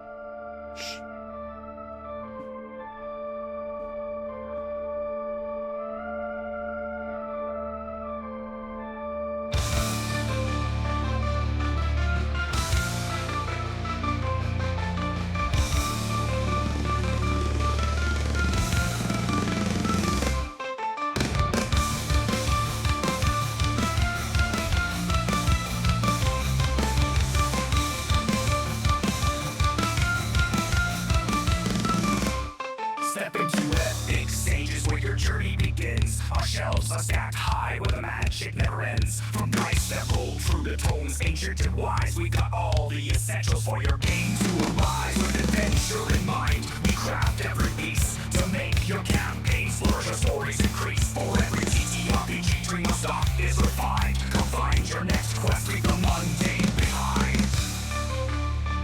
Epic Sages is where you find satisfaction. With the spark, you bring the passion. We control the board, you control the action. Epic Sages, where legends find traction.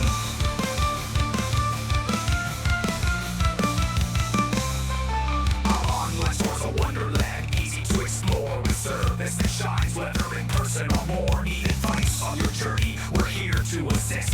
From novice and veteran, no wish will be missed. We've got what you need, from the basic to the grand, to bring your world to life with a masterful hand. From maps that expand to characters that bind. Epic Sages, always with adventure in mind. Epic Sages, where you find satisfaction. We bring the spark, you bring the passion. We control the board, you control the action. Epic Sages, where legends find traction.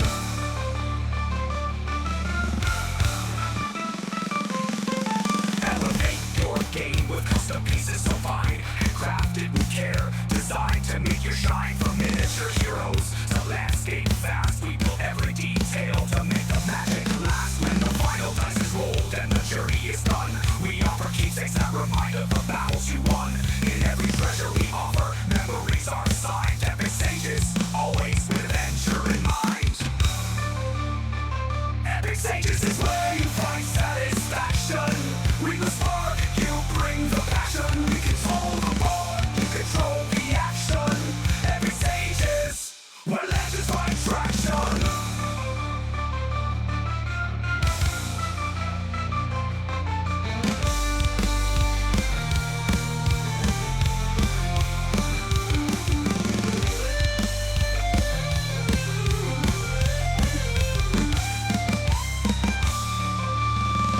Epic Sages is where you find satisfaction. We bring the spark, you bring the passion. We control the board, you control the action. Epic Sages, where legends find traction.